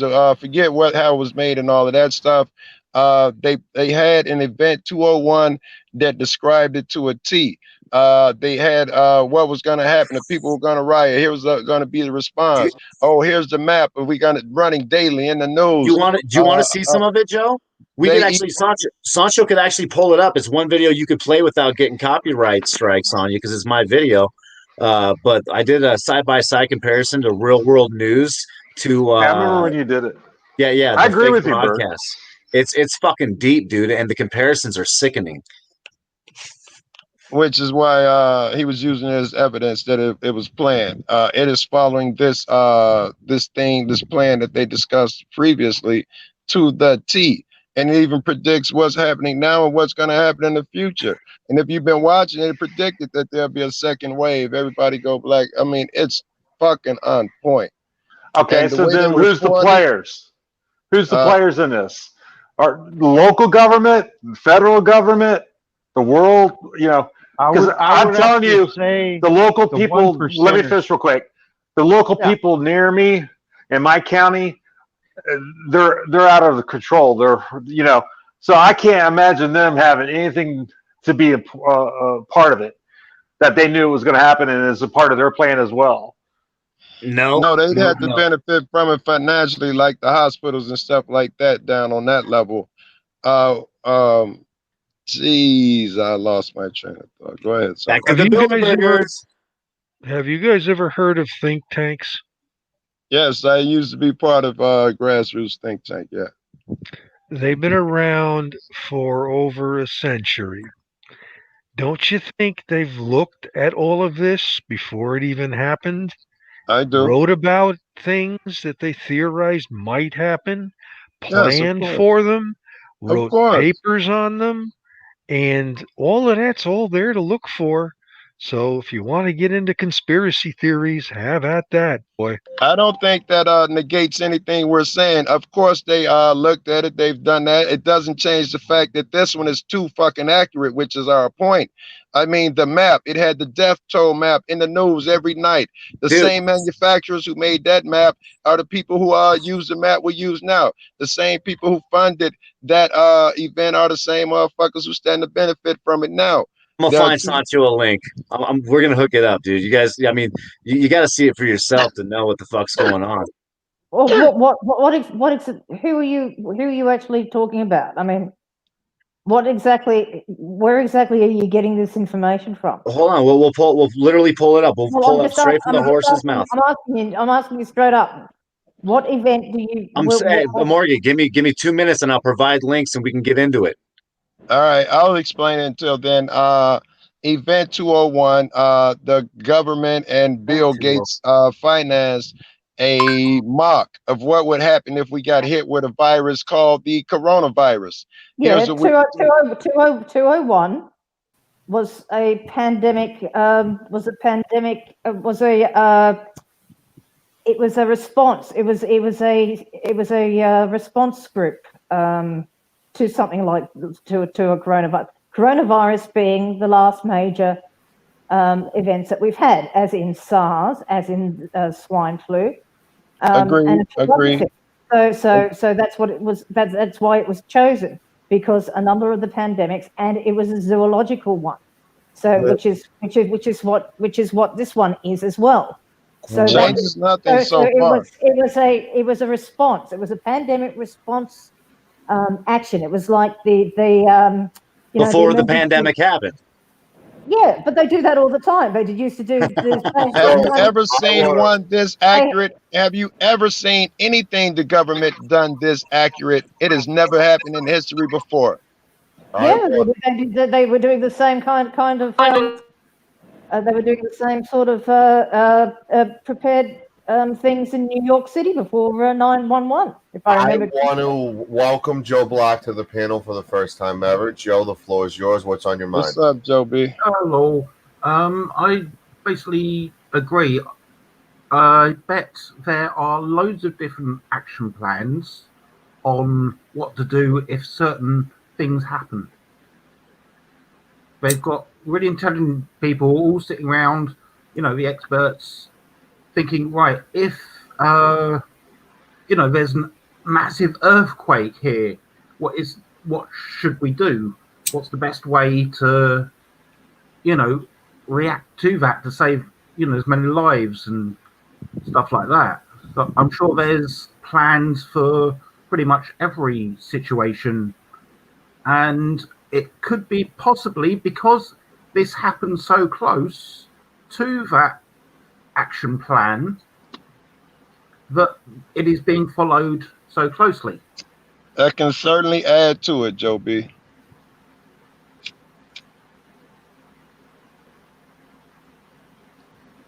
I provided a link of the actual event 201. None of my shit, just their shit, right? This is what they put out there, and that should you should be able to scroll through there and find some information on who participated with this event. It was hosted by the Bill and Melinda Gates Foundation. Oh, I know that. So it's 56 fucking minutes. You try and to I'm do saying, me I'm saying just click through it. 30 seconds of it. Are you a cop? I mean, what the fuck? Yeah. Definitely I not got a that. question. Fountain for 98 minutes. This is like NJ Diver, like giving me 1,600-page documents for me to figure out one page. Well, you gotta do some fucking research, bro. That's what it's about. Well, listen, my guest no showed. You're giving me a 56-minute fucking video to figure out what you want me to show. Speak Now to is me. not the time for Liberty, he research. wants the bullet point version. Yeah, he wants now is the not. Cliff Notes. Get to the It's not bullet the time point for version is that research. they predicted the stock market crashes down so precisely that they actually knew that there would be a 40 to 45% decline in the airlines specifically. They started marking these declines with specific numbers like 30,000. And the funny thing is when states started or America started hitting that 30,000, right? Things started collapsing. And this is like there's signals to get out financially. And we all not only seen that, but we also seen massive amounts of CEOs, get out of the fucking game right before all of this happened. Why? Because they're taking the fucking money and running. Everything's changing right now. I just want everyone to not panic. We do have the Shut Your Suck masks for COVID-19. I want everybody to wear that mask. I want everyone to order the mask and wear it. One size fits all. Shut Your Suck mask. Get it now. I'm going to post a link on Discord tonight, this weekend on the Sancho store. Wear the mask, Joe. I do. You just look at my icon. I mean, look at these police officers. Instead of saying "blow me," you can say "shut your suck." I just after I talked to my girl. In fact, I had to hop off on the phone with her. There was a chase going on, and it was headed my way. And I just went up there, and they terminated the chase. But as I still wanted to go that way in case something happened. And the police that were riding past, they was all giving me thumbs up. I had my mask on and waving. Everybody fucking knows me. Hey, Joe, I did not make a joke about getting off the phone, getting on the phone, just so you know. There's the joke right there. No, it's not a joke. Are we allowed to just saying you didn't do it when you did that, you killed any chance of not doing it. I got a sarcastic question for Joe Cool. Okay. Hey, buddy. The government, they would never lie to us about any of this, right, buddy? No, never. No. Never, right? Exactly. They've never steered me astray before. Yeah. No. They would never screw you over. They'd never tell you a lie. Never. They are absolutely Antichrist. They are absolutely out there in my best interest. They want the best for me. Their search for equality is as hard as mine is. Right. Exactly. That's all right. I got you. God bless America. So she means it. Well, I mean, God bless America. I mean, well, as far as America, me being Antichrist, I can't say that. I guess you'd say. Can we take a little? Definitely bless America. Yes. Can we take a pause from the COVID talk and talk to Joe about the protest? He was there. I was worried about his well-being. Him and VPN are two of my favorites. I like them as human beings, so I look at them more than just a cop watcher or a videographer or even an entertainer. How close were you to the incidents of the shootings, and what was the feeling down there, boots on ground? There's one thing looking at everything go on from the comfort of your own home, and there's a different being there. Kind of walk us through the feeling and the vibe and the mood. I can tell you it was different. I've been to a lot, and I say this all the time, 3 a day for some time. We're going to one tomorrow. I do a lot of protests, and this one I knew through the gate was different. They had blocked off every fucking entrance to the fucking highway for fucking miles in any direction. We had to go to the next town up and come through back roads and all that. The people who was from that community were walking to the place, what looked like that looked like shit starters normally. They were wearing armor. They had shields and umbrellas. They were prepared. They knew a battle was gonna jump off. That was no totally different. That wasn't something I was used to. When I get there, the fucking place is full of burned out trucks. People who tried to stop it the day before, and you see what happened. And anywhere in that square, they were aggressive as hell. Chuck Bronson, his girl, AFA, they were outside of that square. Me and this orderly went in. I got my dumb ass shot up about 4 times. I got gassed at least a half a dozen times.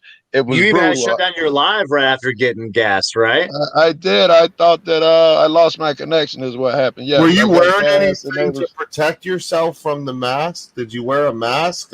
I did, as I always do when I do the cop watching shit. And if it helped, I don't know. I've never been in that no. situation. Did you wear a gas mask? No. And a lot of people came with this. Joe, Sancho, I'm telling you, I'm texting Joe. I'm texting Joe while he's live and shit, right? Thinking that he's gonna see, but he's blind and shit. I'm like, Joe, this is why I was like, this is why you need all that gear I brought. Remember all that gear I was telling you about? Like, this is why.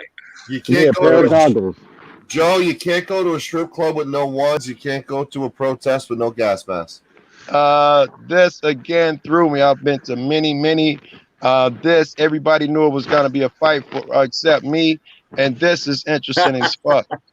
Everybody thinks that it's I shouldn't say everybody think that. That's bullshit. But there's a huge narrative that these are fucking Antifa, Black Lives Matter, and everybody else is peaceful bullshit. Most of these cats were residents. We rap with them on the route. Joe, you're breaking up. Hold on 1 second, Joe. I almost thought it was me. I'm gonna put him back. He's frozen happens now. When it's the regular people doing. Hey Joe, you're having a connection issue. Do you want to turn your camera off? Sorry, and show your avatar. Got shit internet sometime. I just gotta. You want to see if the avatar only works? Well, yeah, or that if you want. That might be better, Joe. Yeah, we'll get at it. I'm sorry, cutting you off. Sorry. Yeah. But I don't know exactly where I was at with that shit, but it was a total fucking different thing than the shit that I was used to. The people, oh my God, Sancho, I'm gonna post this fucking vid. This was from one of the lives. If you didn't see the whole story in the live though, they cleared that area where we were and the street next to it. And they did it the brutal way, hoo, ha, and pushed everybody back, poof, brought in the vehicles and pushed everybody back a good block. And then they retreated. The people at the block away reassembled and started inching up. And then they brought the vehicles up, brought the police back out. The people sat on their butts and started inching and would stop. Inch, stop. And they did that. A guy on crutches was leading the way, all the way up until it got face to face, and they were right there, and everything was tense, but the police were not overreacting. The people were being peaceful, sitting on their ass with their hands up. Some fucking provocateur throws a big ass brick or some shit in the middle of it. Next thing you know, boom, everybody got gassed, and the people have ran and all of that shit. It was dramatic.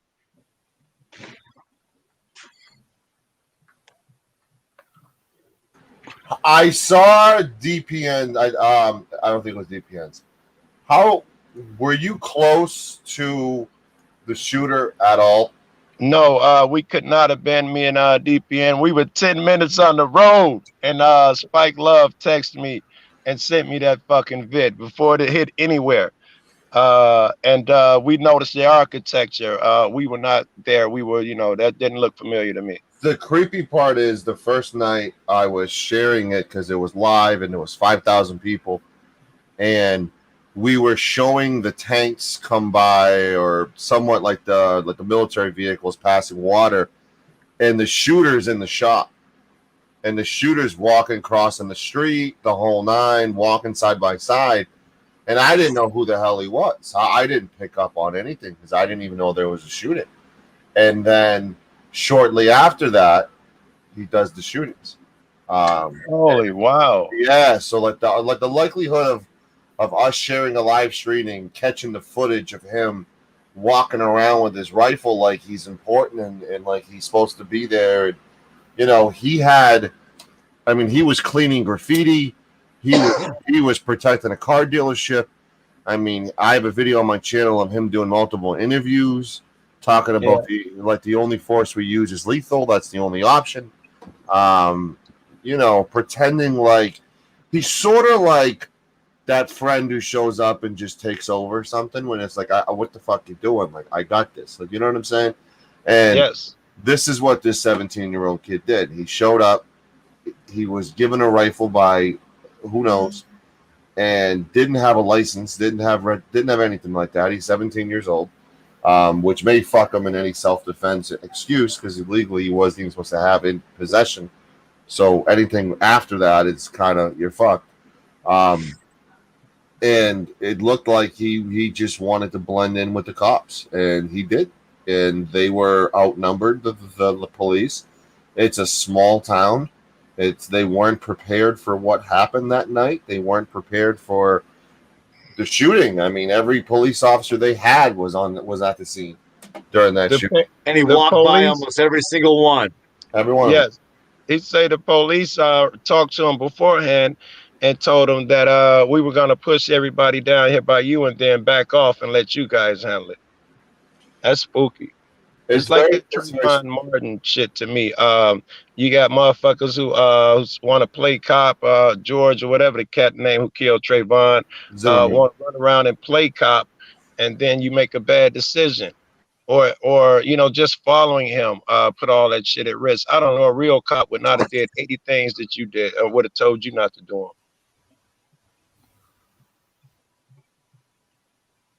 I know there's a lack of funding. I know there's a lack of everything, but to openly put people without the proper training, hey, you know what, guys, just handle this. It's like the NFL just giving the ball to a group of replacements that look like they should do the job. So right. There were a lot of qualified Second Amendment people there that had their rifles and were protecting property and know how to use that gun and know how to handle the feelings that come with it and the emotion that come with it.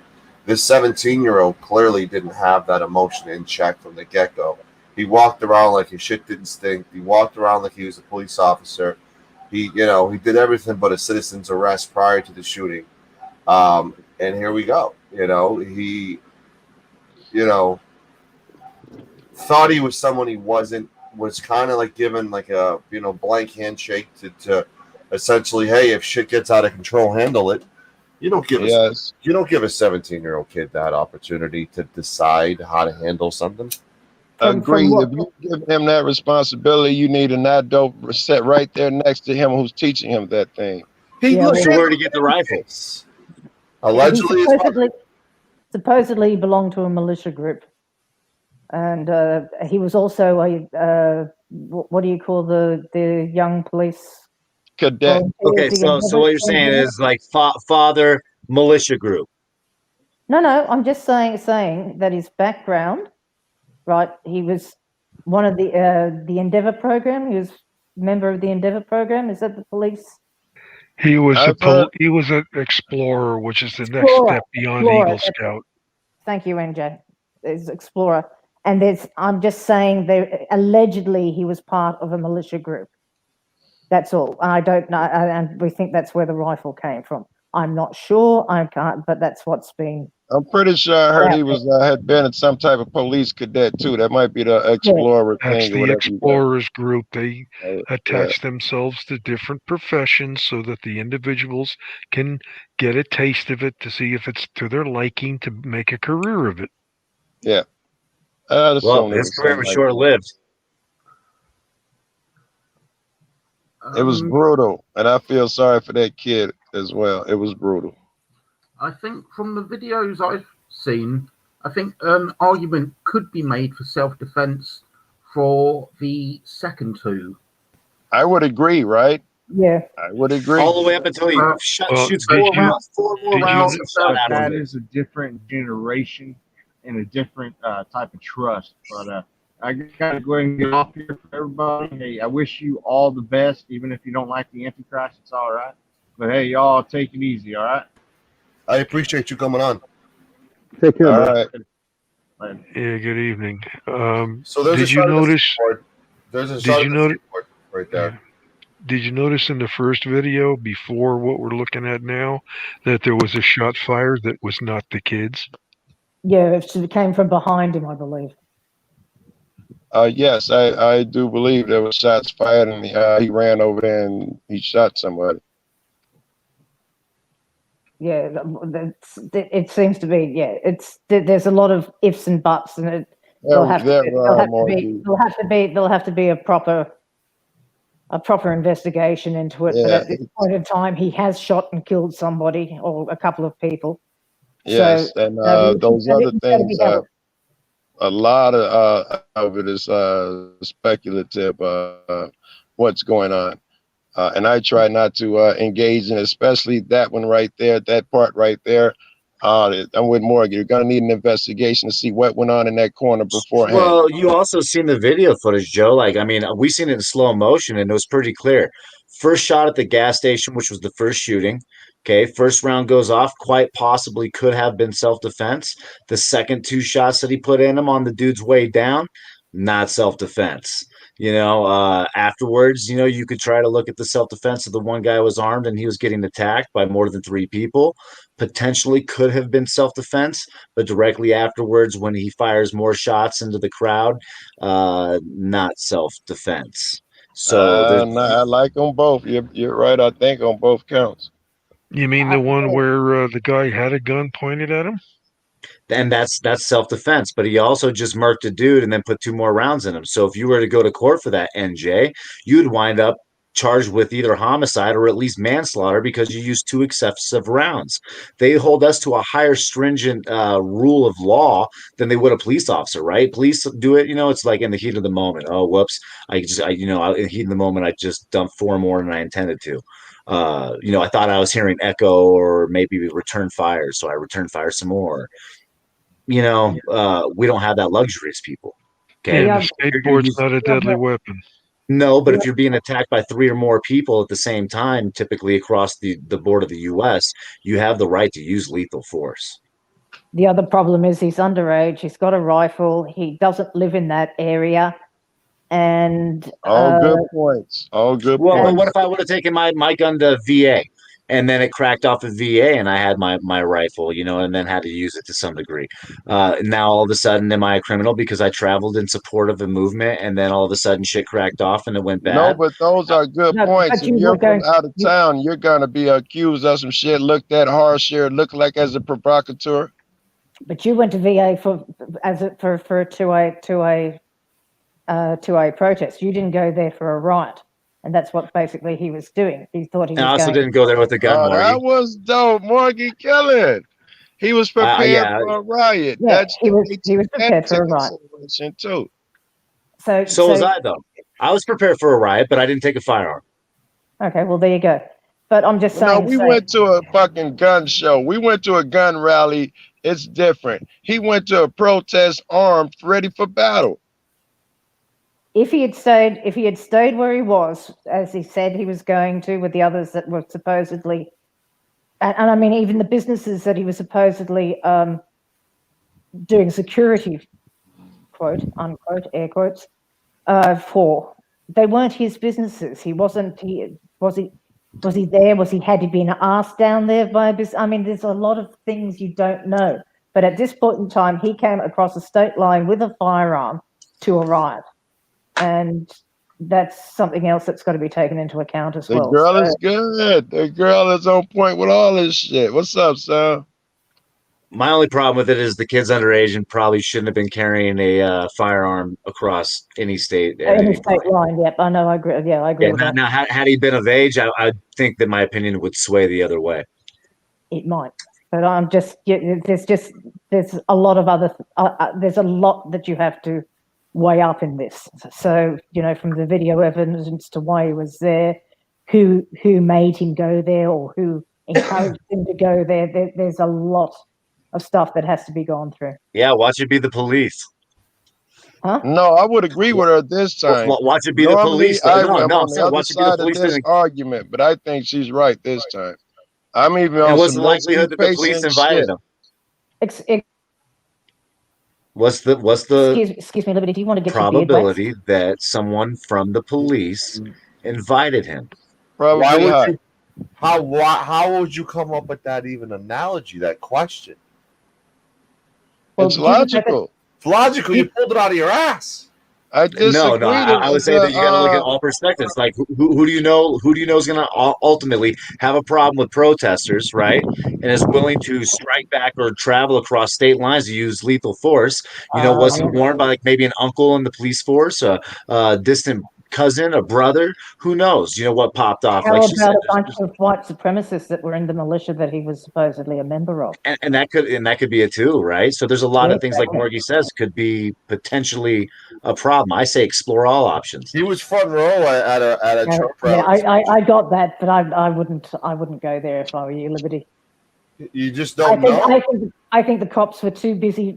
The cops were too busy worrying about other things and worrying about calling a 17-year-old down. Well, I think a 17-year-old makes a hell of a CI in a crowd of fucking protesters. You really think they're going to call someone that they know is underage to illegally cross over state lines? That's what I just said. If you're under 18, you won't be doing any time. Oh my God! Look, I can go with the uncle influence shit, but I don't know if he's just a straight fucking 17-year-old paid so and so. But there you go, Liberty. You just blew it out of the water because that would be a white supremacist move. That wouldn't be a cop move. And it could be. Who knows what kind of militia he's part of? There's many different forms of militia. I would say ultimately those that hold prejudice is probably not the ones that we would support. Right. Let's not assume anyone without knowing is my only concern. But I think it brings a lot of probability. To go on for that one. I've seen a lot of the stuff he said in the pro-Trump rally and some of the stuff that came out of his mouth. We have some evidence in that direction. All of that is not assumption. That's deep. Really? Okay. I wasn't expecting. So, because he went to a Trump rally, is that what you're basing it? Or did you actually hear him say something that he at a Trump Kevin's rally? like, I went to one of those last week. Quit tripping. Oh, I'm not fixing it on anything. I just mentioned. No, I was asking Joe. Okay. Yeah, because I'm stupid, and if a guy went to a Trump rally, I would assume all that. Yes, that's a valid question, Kev. No, I misunderstood you. I thought that's what you said. Because he went you to really a Trump thought I rally. said that this guy went to a Trump rally, so he must be a fucking, That's why I was checking just to make sure. That's late, man. No, I took something tonight. It's kind of making me feel funny. I am. I don't want you to fucking look over me like that, man. I would never assume that, and I think you know me better than that. I assume, and I think you would know this, that 99% or whatever, high 90% of the people there are just regular fucking white Americans that vary from position to position, some to hardcore, blah blah blah. But I would not assume that even one in thousands is some type of extremist motherfucker. Well, I'm going to tell you this. Certain areas of where I work and travel at work, I've seen a lot of Confederate flags flying today. I've seen all kinds of weird stuff in Southern Virginia area, below the West Virginia side. So I'm like, wow. I mean, and I've been traveling this type and I've seen them say crazy shit like. Yeah. I know it's crazy. I've seen like them, a year ago.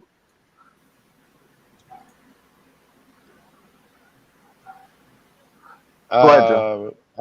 Yeah, I've seen them lined up in some injustice videos. I don't answer questions where they were saying just really hardcore, fuck you, fuck your black lives don't mean shit. I sit on your black life. But these were still not that. These are people who have Right. very strong opinions and shit, but these are not the niggas in the woods that are preparing 17-year-olds to kill people.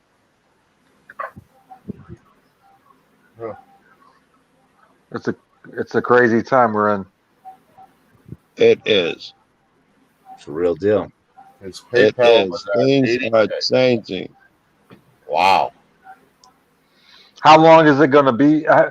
My question is, people here, how long will it take before this is all situated? Is it going to be 100 years? Is it going to be 10 years? You know, are we going to go back to the way it was? You mean the COVID situation? No, just the people being upset with you know, we got you know, everybody is innocent until proven guilty, and then but you're getting shot in the street and dying. So you tell me, or you're getting suffocated. So you tell me, when will this stop, or will I it get don't think it worse? will. I don't think it will. I think that this internet is gonna set it on fire. Every instance now we've crossed that threshold where someone choking someone, a cop choking someone is now news. Before it was talked about and everybody knew it, but it was not newsworthy. I think we've crossed that threshold and everybody has a camera. It's gonna get worse and more inflamed. I think this is just the beginning of some long haul. Yeah, I agree with you.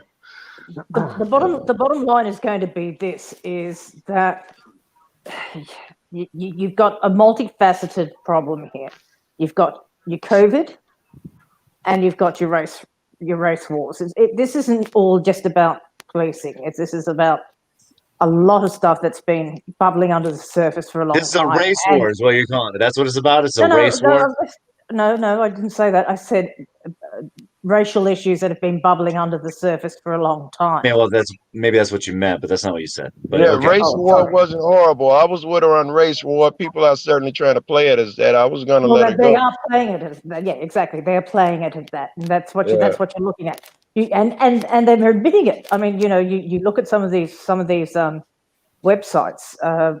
Just the far right, your far right wing mob that there's people coming out of the woodwork that haven't come out of the woodwork in years. David Duke Yes. has come crawling out of the woodwork since Charlottesville, and Morgie, I don't want to be the guy who brings up Trump, but I always accuse him of adding to this climate.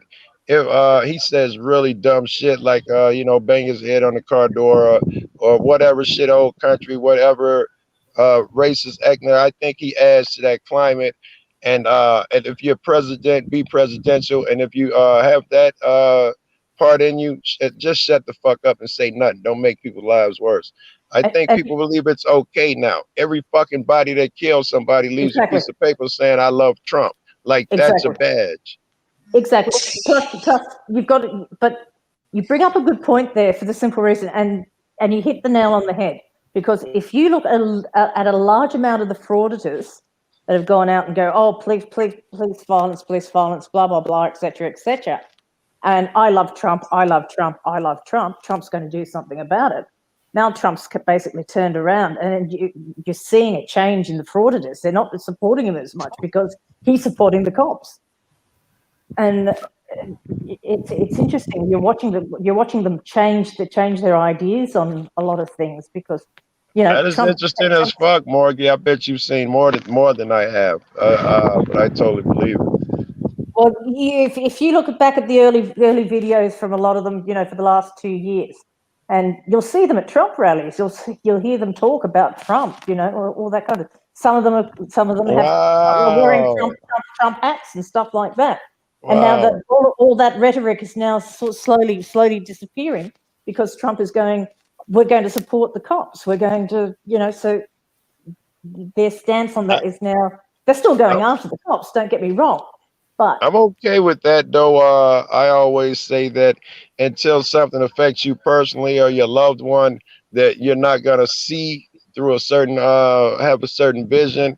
So if it took their hero to fucking do something like that to get them to see that the cops are not their friends and change, because I think Trump is just a dangerous dictator. He scares me, but I hate all politicians.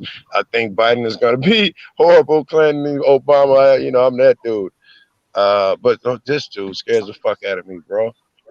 Yeah, but Do you think Biden's more dangerous because he's not all there? I think Biden is the I don't- same slick businessman as motherfucker. No, I don't buy that bullshit crazy Biden. Woo, he can't be no crazier than Trump. But he certainly is devious, and his son is doing the same shit Trump's son has done. He's a duplicate.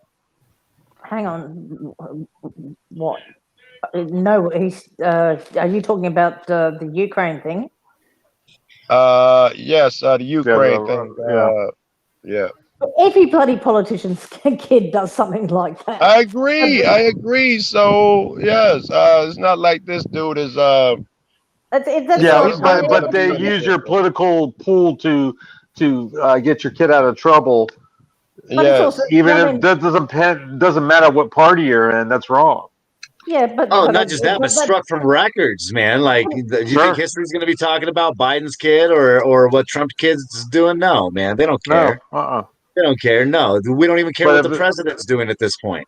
Our kids do that. Right? They're in jail, and we're in trouble too. I'll tell you what. You should fucking care what he was doing last night, for the simple reason that by doing what he did last night, he just destroyed the last bastion of the United States. Who did? What did he do last night? The sanctity of the people's house. He blew that out of the water last night. And we're talking about Trump or Biden? No, we're talking about Trump. What did he do? I missed it. His RNC speech at the White House last night. By doing that, I only saw a piece of it. Yeah, by doing that, by having it at the White House the way he did it, he just basically put his middle finger up to you and saying, "This is my house. It's not yours." He just fucked you over big time. And if you don't see that, you're a bigger fool than anybody. No, I would agree. Having it at the White House, we having the RNC shit. Yeah, that's a fucking statement. Who cares? Who cares? It's the world stage. It's the NFL, ladies and gentlemen. And the interesting part, you're the one talking. Sorry. He also refused to acknowledge what was going on the mall. Yeah, exactly. Yeah, and I just came from DC, right down in there, and they were had, just like Joe was talking about, they had trash trucks all blocking everything. They were getting ready for something, but I guess this big storm came through, and maybe it'll be now tomorrow. But yeah, I work down there, so it's been crazy the last few days down there. That's what happened down here. There was a big fight between the cops and the people, and everybody was at everybody's throat. And everything was getting set on fire and looted. And a big storm came in at that time, and everybody had to go in. It was just like, God, it was cool. See, I'm not down with all that looting, dude. I think that's where, the line needs to be drawn at some point. Business owners aren't the fucking problem, that we're talking about small storefronts. We're talking about the lower end of food. Oh, gotta mute you. I don't know whose mic that was. Yeah, that was great. Yeah, there's a lot of anger, and there's no results, and there's no resolution, so they get angry. That's Sancho. Yes, you're absolutely right. These are actions of angry people, and people keep expecting them to be the fucking sane actions like these niggas made plans. The looters, bird, you have a point. These niggas are coming in, some of them with professional shit. Other people are taking advantage. That's different, though, from the angry protester that set something on fire and bust a window. I'm not throwing the looters in with those guys.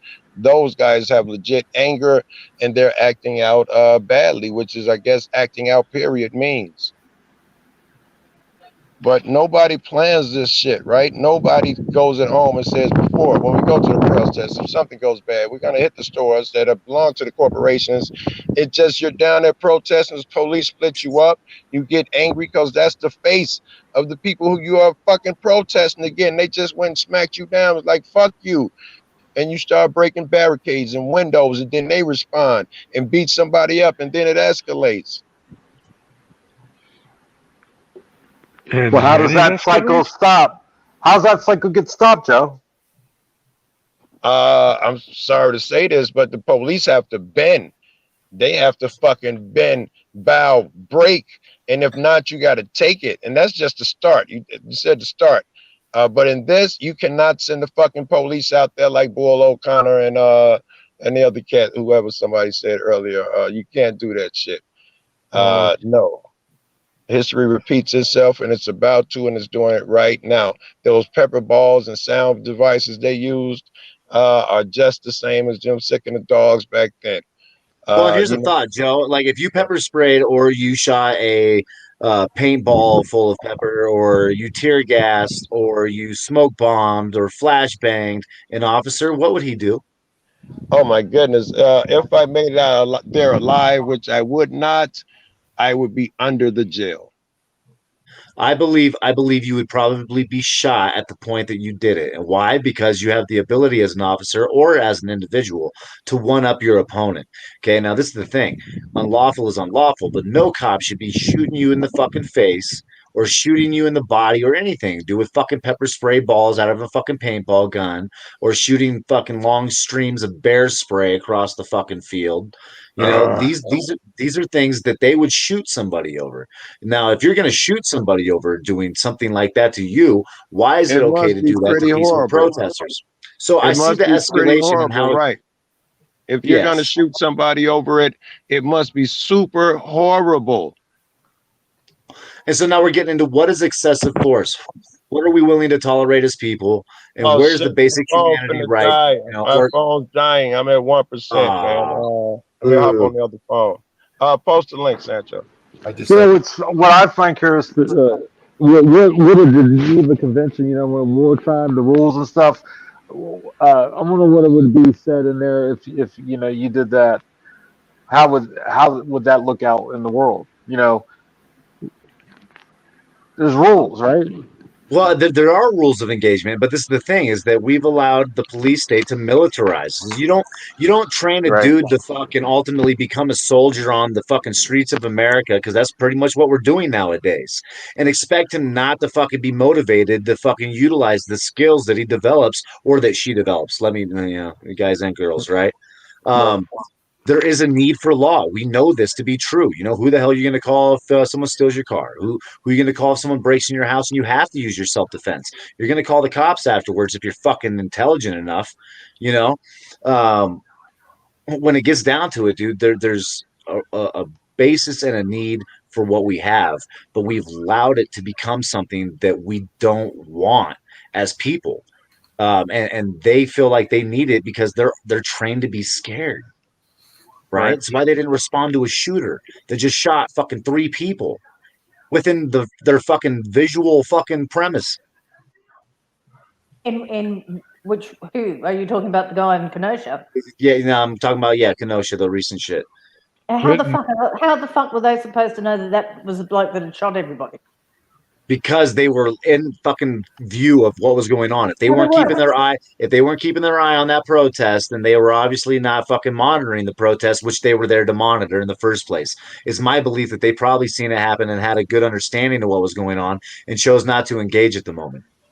Or the few people of the crowd shouting out, that's him, is the shooter.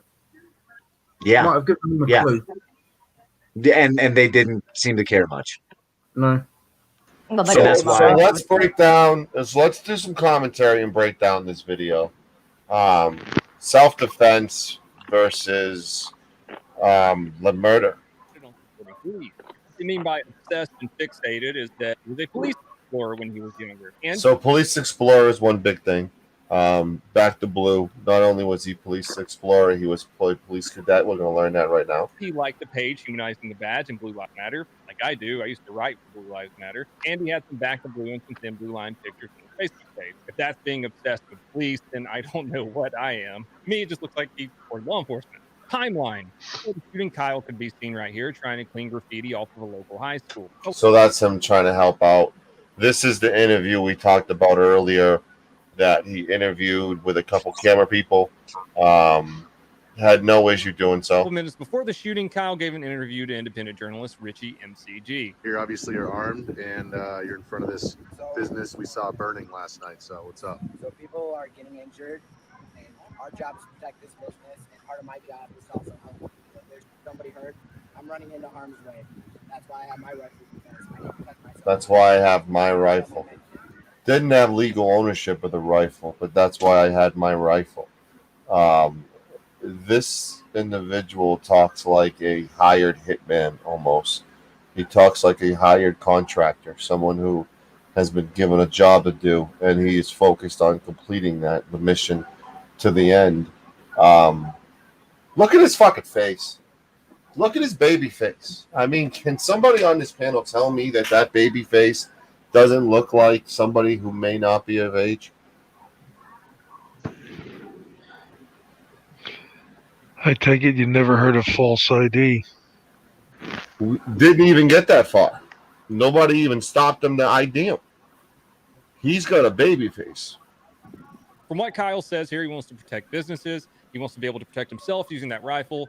And he wants to be able to help people with the medic bag that he has. You probably already know Kyle shot some people. He killed 2 and wounded a 3rd. We're going to go over every single one of them with multiple angles. The first shooting. The first person that Kyle shot was 36-year-old Joseph Rosenbaum. Earlier that night, he was filmed by someone saying, "Shoot me, N-word," with a soft A. Shoot me! Shoot me!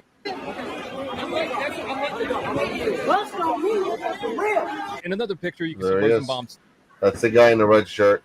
The first victim. First victim. Couple of feet from him is actually someone with an assault rifle. The one behind him is the second. Yes. Wow. So the first victim who got killed, and the second one who got killed. Do you think they knew each other, and that's why he charged at him because his friend got killed? Just run the video, you'll find out. Well, I have to add commentary and kind of stall a little bit there, Mr. Driver. Standing with the second person who was shot by Kyle directly behind him. That's the skateboard guy we're going to watch here in a minute. This picture is circulating on the internet saying that Rosenbaum was a sex offender. When I go to the same website, though, I can't get anyone with the last name Rosenbaum to pop up. It looks like that might be BS. I don't know. I'm just here to give you the facts. There are 2 different angles of the So that's shooting. interesting. There's a lot of people in the chat even mentioning the whole sex offender thing. Yet when you try to look them up, you can't find shit. Interesting.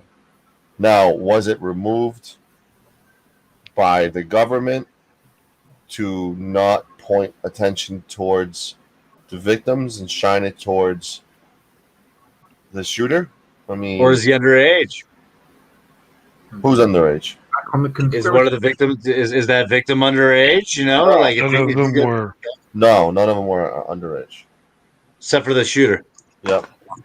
All right. If you look closely, that's Kyle taking off right here while being chased by people. Oh, he got a gun! He got a gun! Fuck you! Sit down. Let's slow it down and look at it a little bit closer. If you listen closely, you can hear 1 shot followed by 4 more shots. Those 4 shots that you hear after the initial one are Kyle shooting. Oh, he got a gun! He got a gun! Fuck you! The first shot was fired by someone behind Kyle. What it looks like is Rosenbaum is chasing him and throws something. People on the internet are saying it's a Molotov cocktail. I don't think that it is. It looks like something inside of like a Walmart bag. It was on fire too.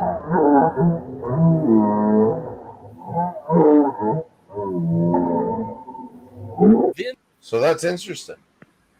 That part is definitely an interesting part. Seeing the bag on fire and all that stuff. It's not on fire. It's not on fire? It looked on fire to me. The shot gets fired by the person with a handgun behind Rosenbaum. Kyle turns around and sees Rosenbaum running at him and fires 4 shots, hitting Rosenbaum in the head. No, it doesn't look on fire to me. Yeah, that's Antifa, man. Oh, we got a gun, Any baby. flames? City. Ooh. Huh? Do you see any flames? Not there, I didn't. Well, just to the right, that you see the vehicle that's parked there, right? Right. You see the person standing this side of the vehicle, correct? To the Correct. right? Just to the right of her or it or him is where the bag was. There's no flames. There's no smoke. They shoot. Kyle Rosenberg. And there, see the bag? Yep. No flames.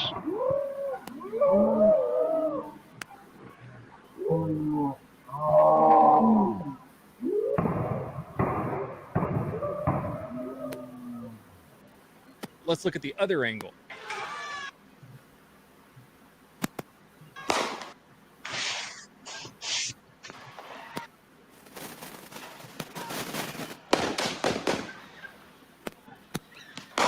That guy stopped. Kyle stops, runs back around to And one of the guys chasing him completely stopped and went the other way once he saw him fire that gun. Rosenbaum, who he just shot, who's laying on the ground. You hear someone say, call 911. Kyle takes out his cell phone, and I'm guessing he was trying to call 911. Or a lawyer.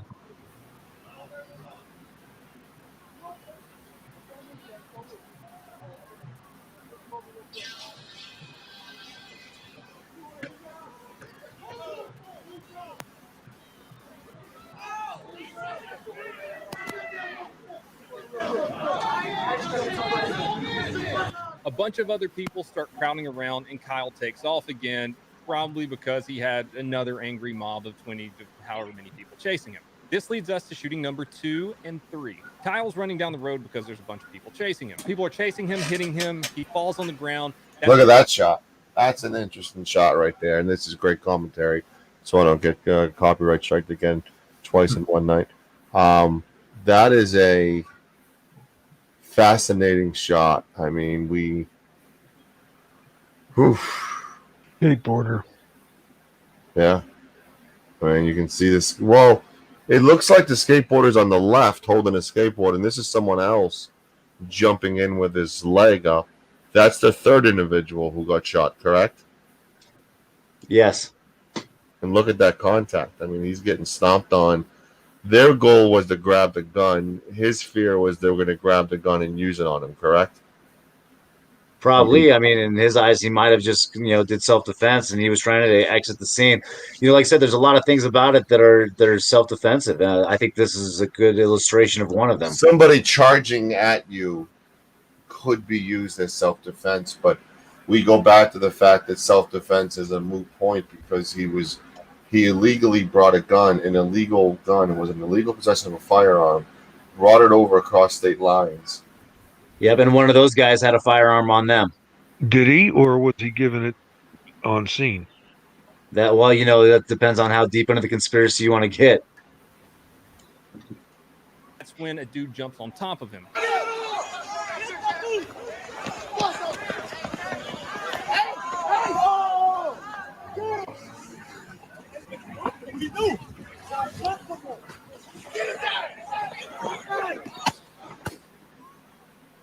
Kyle fires his first shot right there and misses the guy.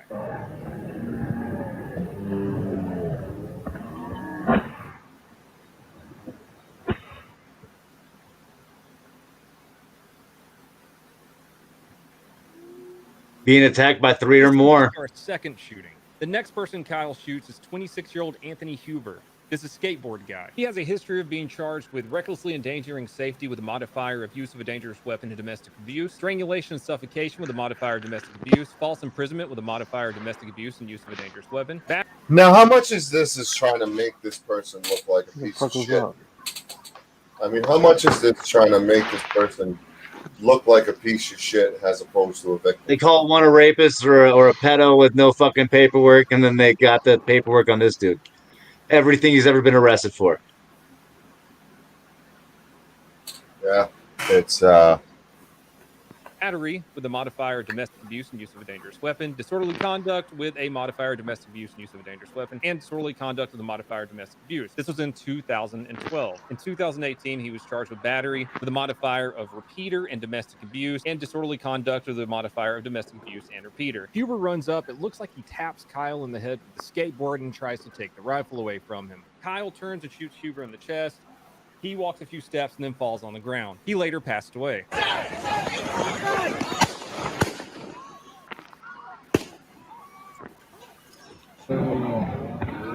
Hey, that car almost hit him too. Did you see that car back there? Oh, was it parked? No, it was moving. The third shooting takes place around the time that skateboard guy Huber falls on the ground. 26-year-old Gage Grosskreutz reaches down. It looks like he might be trying to get the rifle. That's when Kyle fires another shot, hitting Grosskreutz in the bicep.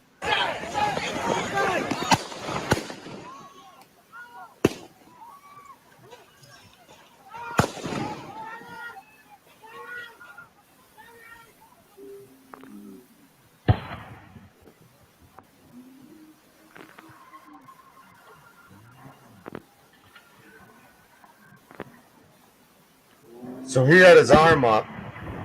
So that's the media thing. He got shot when he had his arms up, his hands up. That's not true. His hands were up. Then he proceeded to step towards the suspect. Yeah, and there's another little addition to that. Go ahead. Drive it home, driver. You'll see.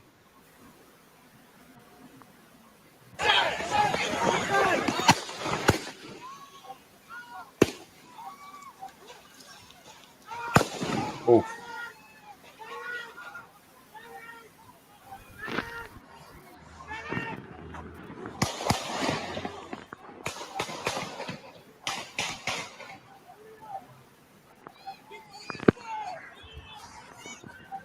I mean, could those other shots be people just shooting up in the air?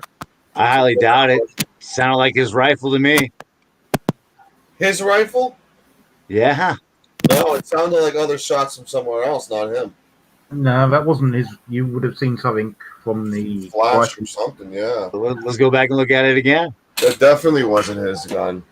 You would have saw some flash or something come from there. He stands up. Guys. I appreciate it. I gotta go to bed. Have a great night. See? He's not shooting. He's not shooting shit. Those Talk are to like, you guys soon. have a good night.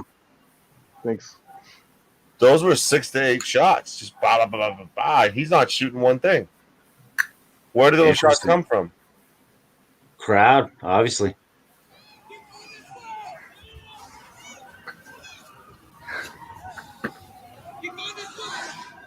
I'm not sure if Gage, the third person shot, had his gun in his hand before he got to Kyle or he pulled it out as he was getting shot. In this one frame right here, it looks like he does already have his gun in his hand before running up to Kyle, who is on the ground, but it's very grainy, and I'm not going to say for positive that he does. It look like a gun?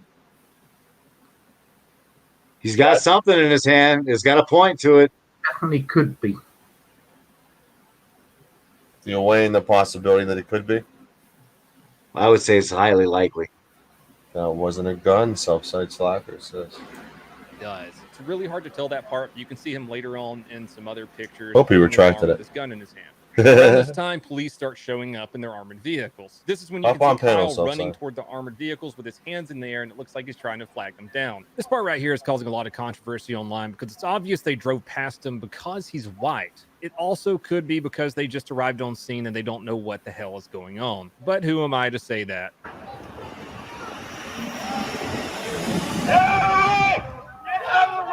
I mean, if he did call 911, they should know what's going on because it would have been read over the radio. True or false? Facts. So let's squash that right there.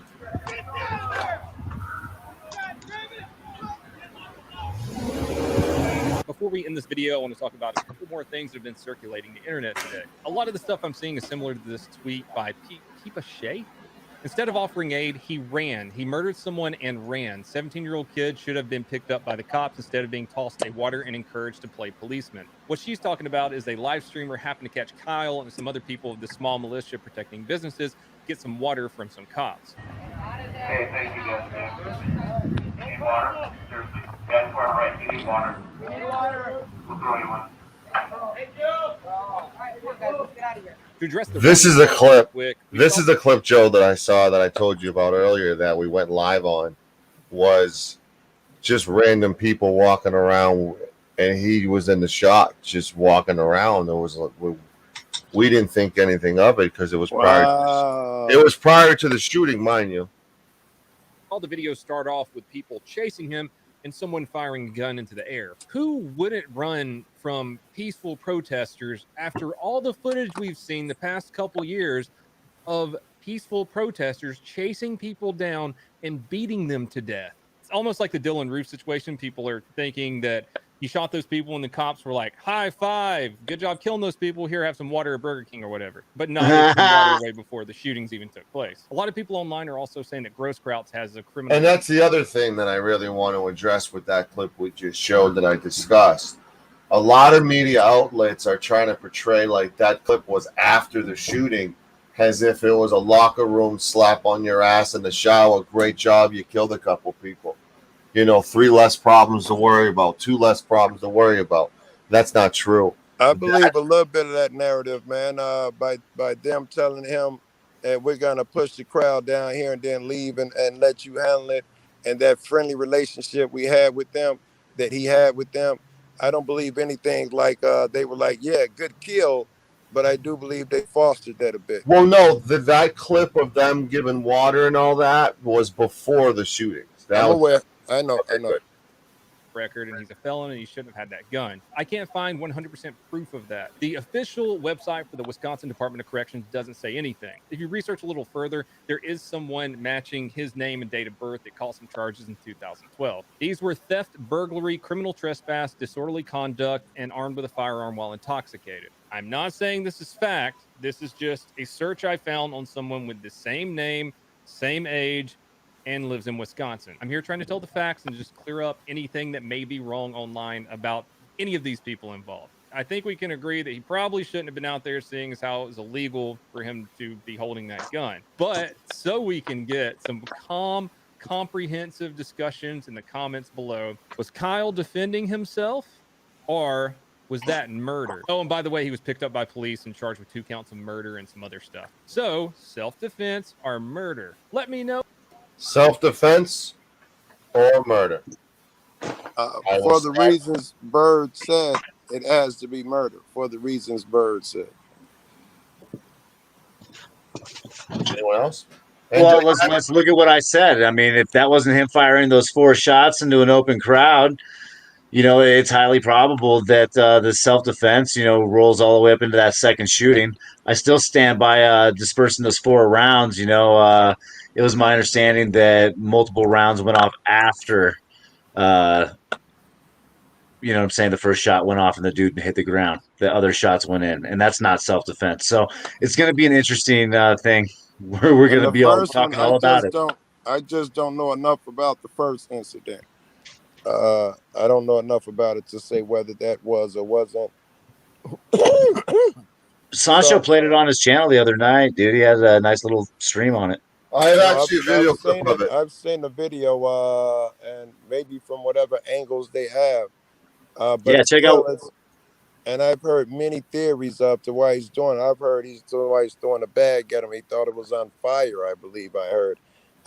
He was chasing somebody around the car. Somebody was chasing him.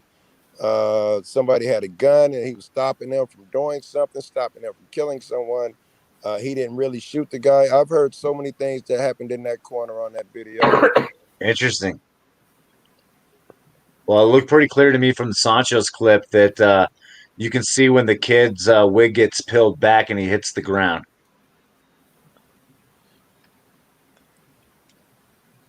It's just unfortunate all around.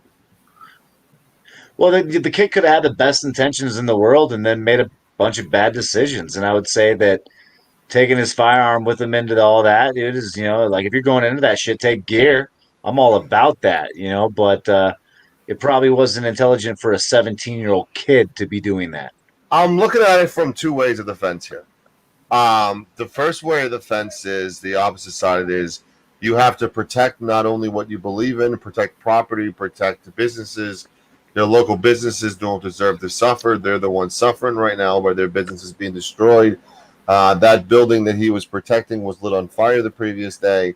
Good on him on trying to do the right thing, but bad on him for being illegally armed with no license, no insurance, no fucking no permit. I mean, I don't know, he's a minor. Sancho. I don't know if I can let him off like that, Sancho, because if he believed that is his God-given duty, or his even leaving God out his manly right and duty, then I'm not so big on license stuff. I don't think that matters so much. Yeah, you kind Either of.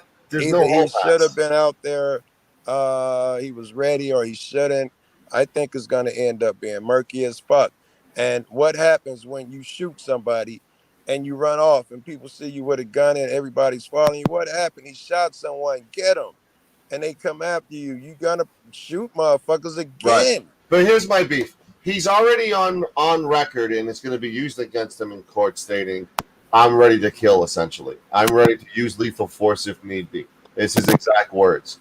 Why would you go to a rally knowing that you're outnumbered with the intention of using lethal force when you needed it to just, it's kind of a tug of war because you want to protect property and protect businesses and try to keep the peace.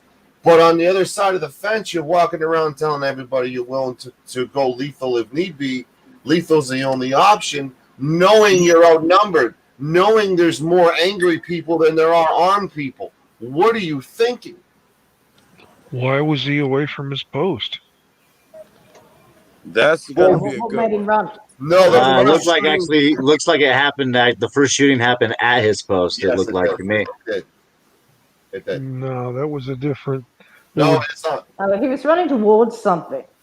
The video that I published, NJ, the first interview he did, the background is the same building that that first shooting happened at was the same building. That he's on record stating that he's here to protect it because the previous night it went on fire. Yep. That's what I seen. But he was a long way away from where he should have been. There's What, no home and rule back? book. I mean, there's Call of Duty training for this kid. Essentially, I mean, what rule book? What anything is there? The thing was with the interview that he gave as well was it seemed a bit mixed in his ideas. He kind of like had that Call of Duty thing, like I'm going to run towards. Yeah.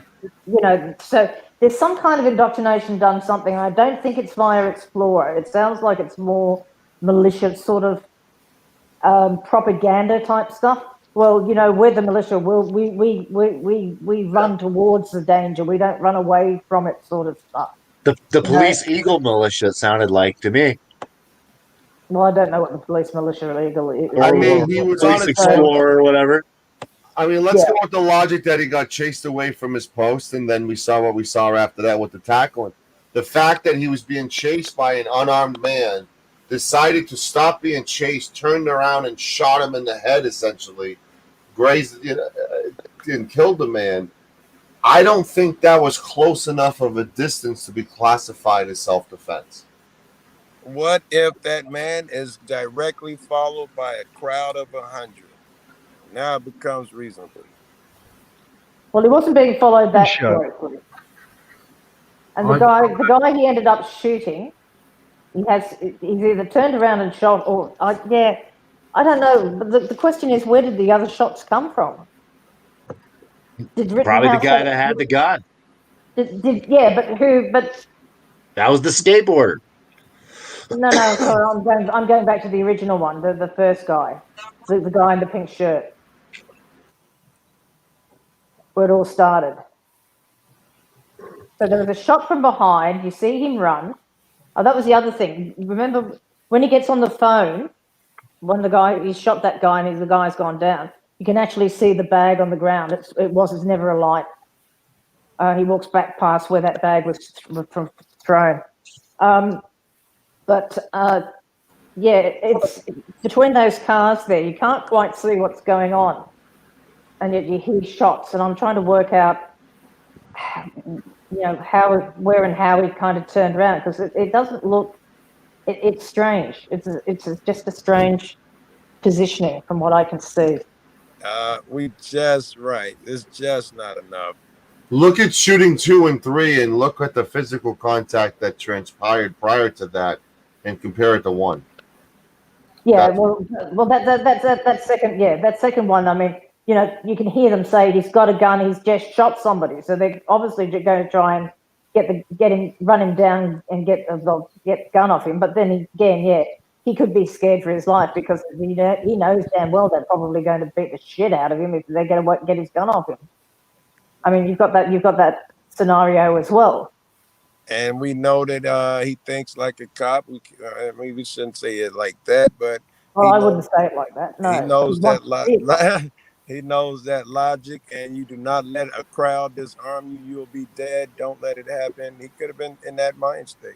But think of the logic of going into a freaking protest and a potential riot. It's going to be a riot, because look how much angry people are. Going there with an illegal firearm, thinking then that you're going to get out there alive, or get out there without doing anything. And crossing the border. Can I weigh in on this for a little bit? Have you got that video still up? Because I have a theory. Which video? The one you just showed, which had all the different bits in. Of the shooting? Yeah.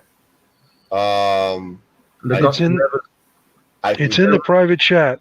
I'll get it back. It's in the private chat. It's the bottom one that I posted. I'll get it back. Anyone else want to come up on panel that has a comment on this CFW beanie? Anybody hop on board? Come on up. All right. I'm pulling it up now. Okay. I don't know where it was. It was near the beginning of the video, but you saw the first guy killed with the red shirt. Okay. Yeah. Let me blow it up, and we're talking right there. Keep going. No, it's this one. The first guy who was killed. Hold on. This is live right now. Bear with me. Yeah. Bear with me. I'm going over the guys. Right, here we go. Okay, you ready? From there. Back a little bit. I saw it. I think it's just a still photo. All right. I'm going to blow it up so everyone sees it. And we'll play it, and tell me when to stop, okay? There are 2 different angles of the first shooting. If you look closely, that's Kyle taking off right here while being chased by people. Oh, he got a gun! Whoa!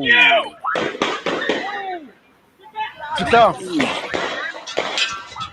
Let's slow it down and look at it a little bit closer. If you listen closely, you can hear one I think shot it might have followed by been 4 before. more shots. Those 4 shots that you... Before this? Yeah. No, it wasn't before. Yeah. Back a bit more. Keep going. There. Stop. There. Yeah. The guys behind him with the guns. The guy in the white shirt, orange shirt, is the first victim. The guy behind him, the second victim, was So you want to hear them real quick? No, it's right. Joseph Rosen. No. Interesting. Where you Sancho? going with that, Joe B? Where you going with that, Joe B? Yeah, Sancho, real quick, go to 1049 in the video. What are you saying? I don't want to put it in your mouth. What are you saying by showing us that picture? With that bit up. Oh, it's gone again. To catch Kyle Hold and on. some other people of the Let me go to 1049 real quick. businesses, get some water from some cops. Right there. Well, back. Yeah, a little back. Kyle and some other Well, people. you see the two buildings, right? Get some Hold water on. from some cops. Those now those are the same buildings. Those two buildings, Yeah. right? Now you go back to the first shooting. Right.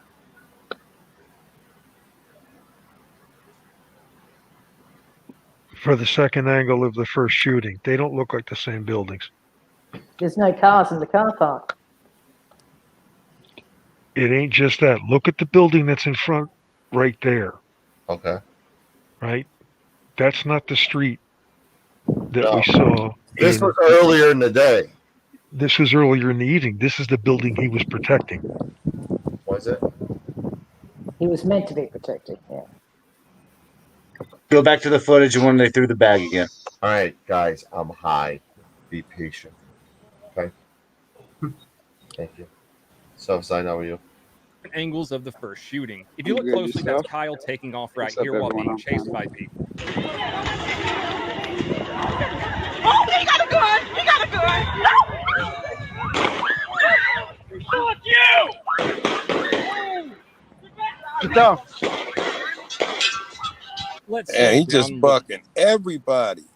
He ran, stopped, turned, shot. Ran, stopped, turned, shot.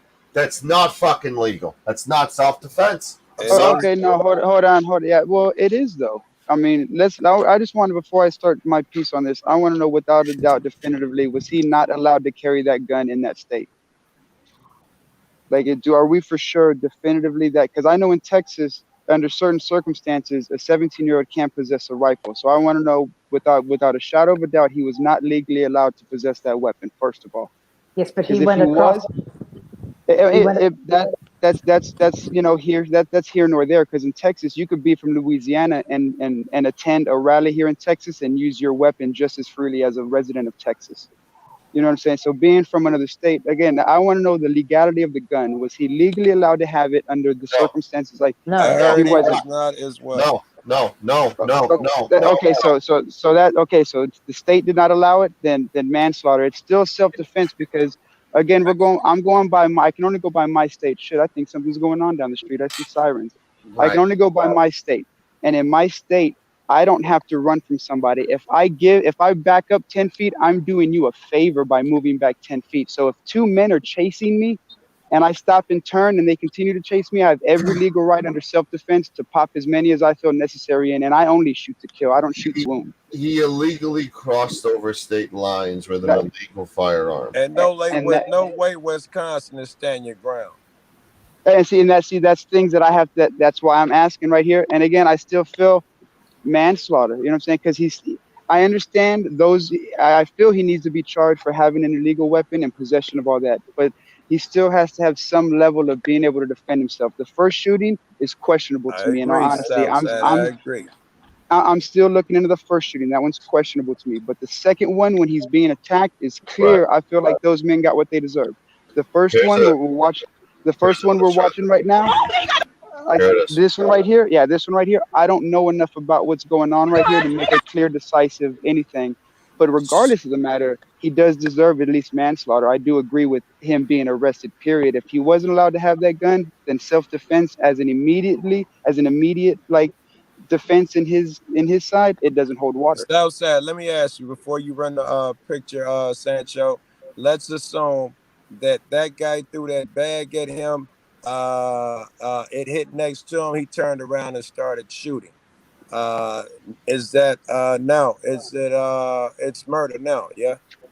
Again, we have to look at how the state looks at it. You say Wisconsin isn't a stand your ground law, so I'm assuming if you can retreat, you're required to retreat.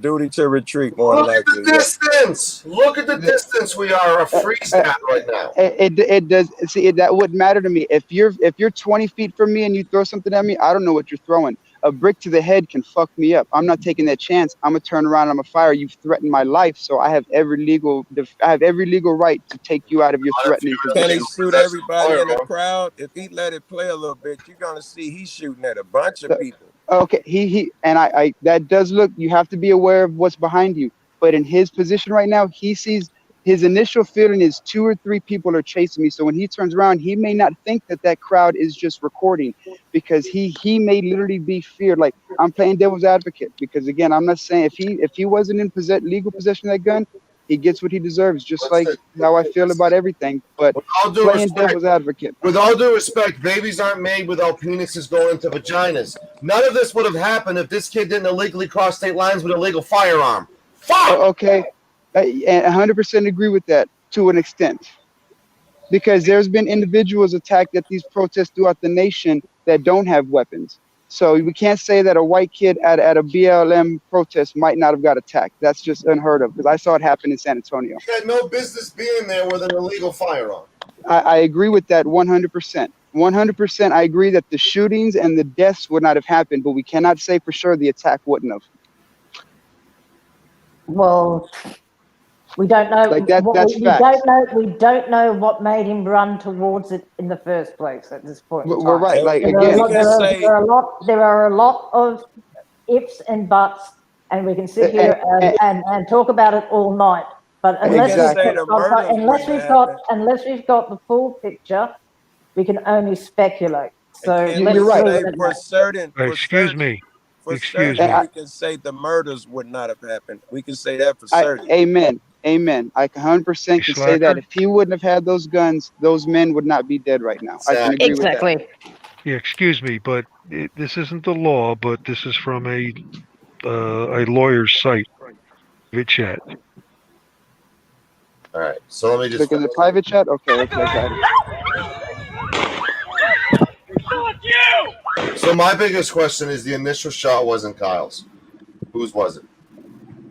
We know it wasn't. It was not Kyle's. And Ready? we know that. One for Kyle shooting. Oh, he got a gun! He got a gun! Not Kyle. Fuck you! Not Kyle. How do we know that? Because they're looking at the rifle and seeing it, and then looking at the witness reports and everything. I mean, it sounds exactly like Kyle's gun. This guy this guy does his research. I'll tell you that. Yeah, right. I'm not saying he doesn't, but I will agree with Joe on that one. That time it does sound an awfully lot like his rifle. The later on shootings, I agree, sound different, but that one does sound similar. Yeah.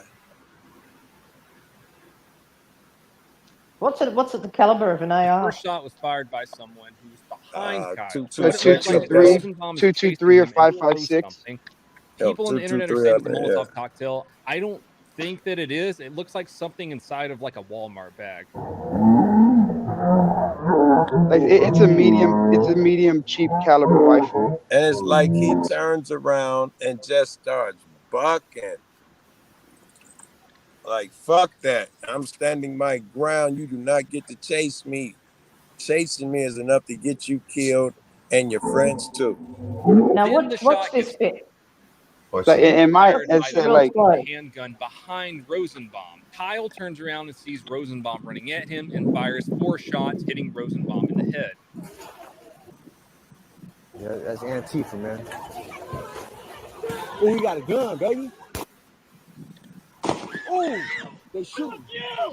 501 is where you see the other firearm. Are you saying he's being chased with the firearm?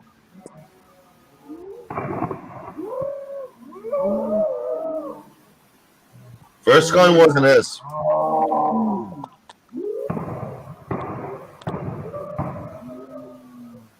Yeah, no, because that's him. You could tell the repetitive. See that little muzzle flash? Boom. See that? See that, Joe? And you could hear the pop doesn't sound as loud. Yeah, it's a lighter caliber by the sound of it. Kyle stops, runs back around to so Rosenbaum. are we saying, according to what I just saw, muzzle flash across the street, and then he turned around and shot the guy chasing him? Yeah, that's what it appeared. The timeline shows, yeah. But okay, but we can't forget that the guy chasing him, again, was putting him in fear. Outside of the fact that the kid wasn't old enough to have it, everything else was legal.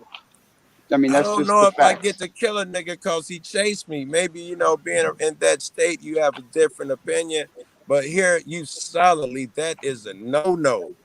As I'm saying, and it all depends on state, because if he's chasing you, then you're in fear for your life. If you're in Well, fear it's for your all life, about you who have pops legal. shots, who popped first, too, right? It's So, about I mean, equal. Here, you got to have equal force. If the nigga he shot didn't have a gun, he's damn near killed through the gate.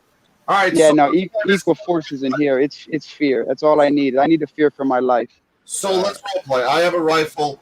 All night I've been trying to stop things. I've been pepper sprayed. I've been hit with a brick allegedly. I am getting chased in front of people now. I essentially am running. I hear shots behind me. I stop and turn, assume the person behind me is the one who shot, and shoot and kill them. You are at fault. No, it's by state, because I'm looking at it like I assume the guy behind me shot at me because he's already provoked violence against me.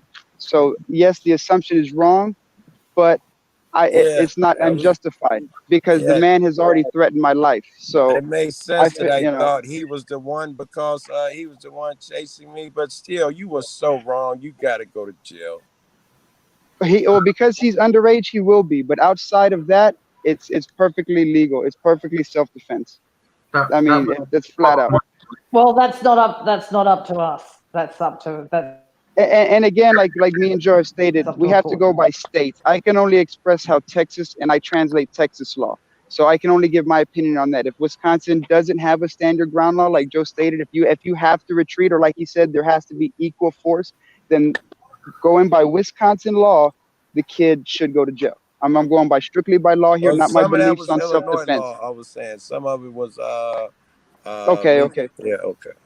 Well, as I say, but if Wisconsin law is similar to that, because a lot of the North tend to, just like a lot of the South, they tend to have similar traits. So I if it would is agree. similar, if it's Yeah. similar up there, then the kid deserves to go to jail. Like, though I believe like my own personal beliefs from my gun rights, my belief in self-defense, it's perfectly legal. But if you break the law, you break the law. Period. Just like I felt Texas those.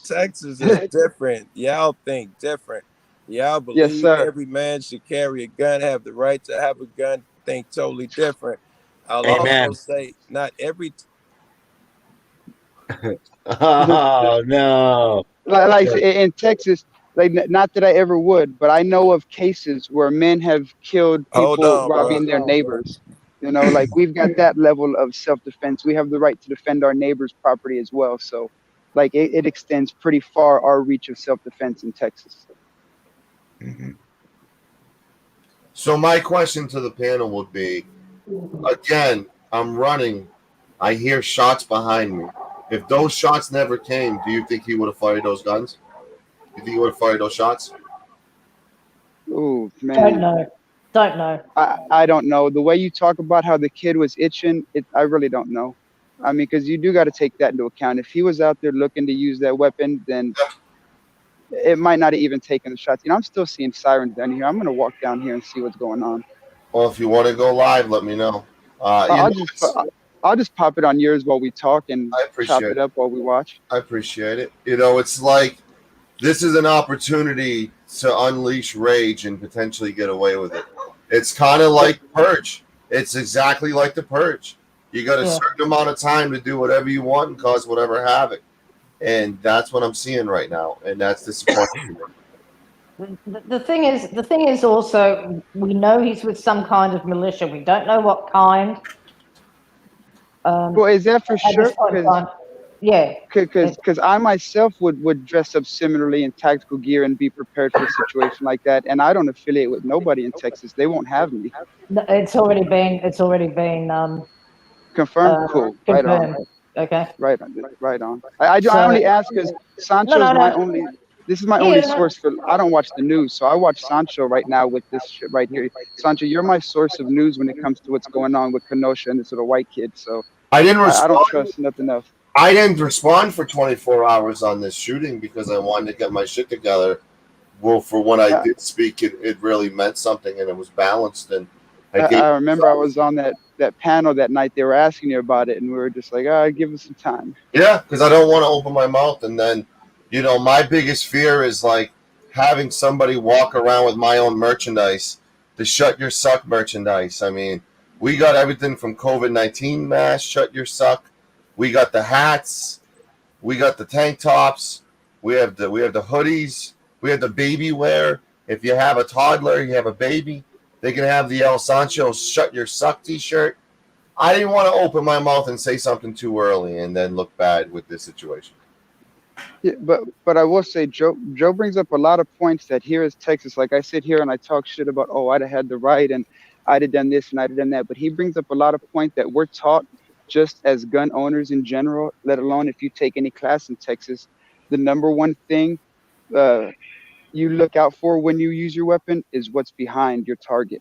You know what I'm saying? So he brings up a very good point. Like I personally wouldn't have fired that 4 rounds with that crowd right there. I probably would have 2 would have been fine with that caliber, with that weapon right there. 1 or 2 would have been just fine. But you have to be aware of your surroundings because, if you would have popped off and hit a kid, though I'm sitting here if you're saying self-defense, I'd have totally been on the fry that kid for not being responsible. So it's Yes, it's a fine excuse line. me, Slacker. Yes, sir. In the private chat, I just posted the statute. Right on. Okay. I'm gonna try to read and walk. Oh, it's an ambulance. All right, Joe Cole. I am going to do a homage to your boy and my boy, Disorderly Product News. I'm going to do my best impression of him. All right. Well, wait till I'm down there with him. Oh, he's physically going to be with you right now? Yes, we about to go out together. Oh my God, the odds of that are hilarious. He knows I do a good Disorderly Product News. Okay, NJ Diver. You have sent me comments in the private chat that reads the following.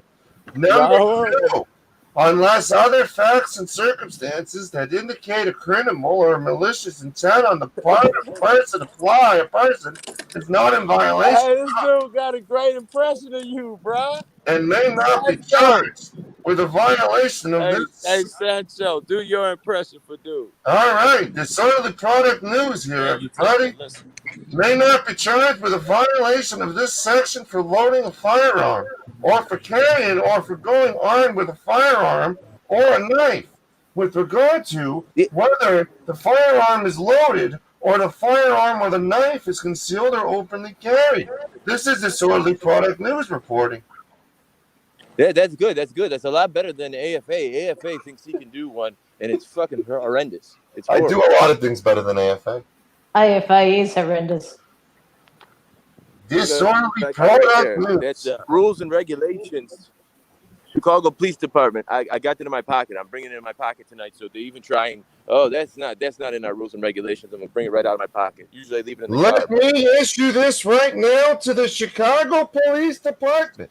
Disorderly Product News will not be manipulated or fucked with tonight. No, not tonight, not tomorrow night, not yesterday. Not only that, I'm going to deliver a pie to my neighbor, Lori.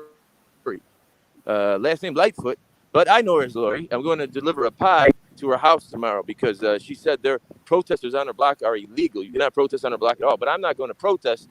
I'm just going to go deliver a pie. But another high-powered, I don't know where they were from, but a media group went on her block and they got arrested. Well, so I'm you need to remind your neighbor of the First Amendment. The First Amendment is Congress shall make no law respecting an establishment of religion or prohibiting the free exercise, therefore, of abridging the freedom of speech or of the press, or the right of people peacefully to assemble and to petition the government for redress of grievances. That's right, but I'm going to have a hard time. I could barely get them to say their name on their chest. I don't know if I'm going to be able to get them with the constitutional rights. The odds of me doing the impression of the same person who pops up in front of me is very rare. Very rare. I didn't know you were with Joe. I just popped the impression and boom, you showed up. A snap of a finger. My man. I'm going to hand you over to Joe now. We're going bad guy hunting. I appreciate you more than you'll ever realize. Did you do your impersonation? Yes, I did. Everybody, we're live with Joe Cole. Joe Cole is from Chicago, the city that never sleeps. Representing. That's New York. That's New York. That's New York. That's not Chicago. What's your slogan over there in Chi-Town? Windy City. The Windy City. Ladies and gentlemen, Joe Cole was live from the Windy City. Yeah, well, Joe's got to stop eating beans for dinner. Disorderly product news. Did you have any impressions of the Wisconsin incident? We were there. I went to his house today. How I wanted to talk about you going to the suspect's residence Yeah. and property. Obviously, there was a preconceived memo out to not let anybody on the property. Were you feeling like you were at risk in any way, and were you on a bicycle? No, I was not on the bicycle. The smooth sailing was because I had my gimbal, my expensive gimbal out. My non-riot gimbal. The gimbal I don't use in riots because it's expensive. But no, that's why the smooth sailing. And the only thing they had was a middle-aged 50-year-old man who saw me and told me I can't be on the property, and he was changing a refrigerator, so there wasn't much presence as far Now, as were you looking at the circumstantial obvious evidence that disorderly product news is an attractive man, and everywhere he goes, disorderly product news has one or two sugar mamas wanting to pick him up. You seen the girl trying to get with me, but she had more kids. She had more kids than the lady in the shoe. She had like 7 kids busting out the back seat. Sancho was actually live in my chat saying that this woman is looking for a baby daddy. Yeah, she was fine.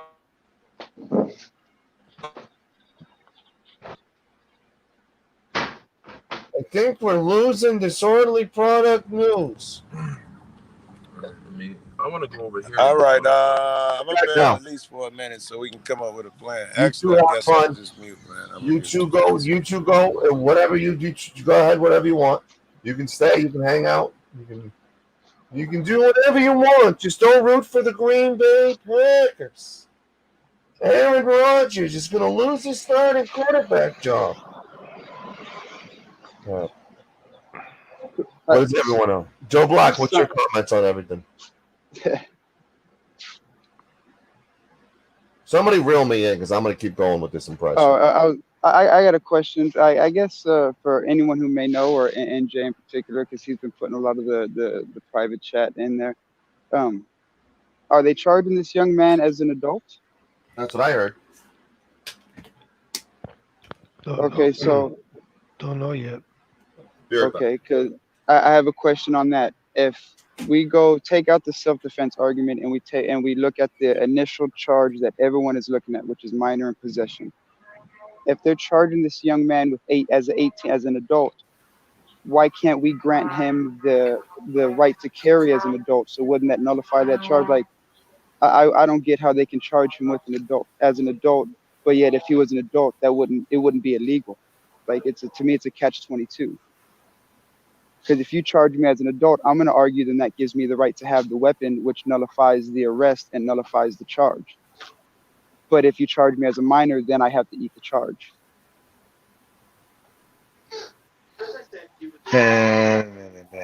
Welcome to Making Bad Decisions. Yeah, okay, like I said, luckily I'm blessed to live in Texas, so this is a situation like it'd be hard pressed for me or my son to be in, because if my son had the rifle and he used it, he'd be well within his legal right, and it'd just be a matter of going through the motion until it all just eventually just went away. Yeah, well, the problem was that the rifle was illegal, so you've got that problem, and whether. But like I said, yeah, the rifle is illegal because he's under 18. But if he gets charged as an adult, the rifle is no longer illegal because this court sees him as an adult. And if he's an adult, he was in legal possession of that rifle. Yeah, but you've got to look at the fact of whether or not he was licensed to have it. If the most open carry states don't require a license. Well, I don't know whether they're open carry. I know. Yeah, I hate to feel like I'm coming down on you. I got to see what his lawyer and what rifle, like people like me who are pro gun possession and pro self-defense, like these are the arguments that we're going to bring, because I'm just outside looking in and I'm already like, well, what about this? Why not this? What about this? Yeah, and I'm looking at it from the point of view that the idiots should never have been allowed a firearm in the first place. Excuse me. Sorry? Yeah. Every news report Well- I'm looking at, including one from London, says he's being charged as an adult. And then I feel like, again, I don't know law. I don't know the court system. I'm just some asshole from Texas that likes to get high and own guns. You know what I'm saying? So by no means am I passing myself off like I know, but I feel like you can argue now that if I'm an adult, then I was in legal possession of that rifle. So that just all these charges get thrown out the window. Not thrown out. They have to go through the motion, but he gets found not guilty on everything because now he's a legal adult in possession of a legal firearm and had legal grounds to use self-defense. So all these charges will get dropped, in my opinion. Yeah, but the problem is that he came over a state line with a firearm. Now you don't know whether it's. What do you mean? Hang on. I understand. Hang Yes, on, ma'am. Go ahead. hang Yes, ma'am. on. Go ahead. I'm sorry. Now, Wisconsin may be open carry. Illinois may not be open carry. So he came over with a firearm. He's underage. Those are the facts established at this point in time. What happened? Hang on. Just let me finish. The problem is, at this point in time, he is being charged as an adult. As the investigation goes on, those charges may be dropped. We don't know, but at this point in time, that is how it is being looked at. They still have an investigation to do. So, and I agree. Everything can change between here and now.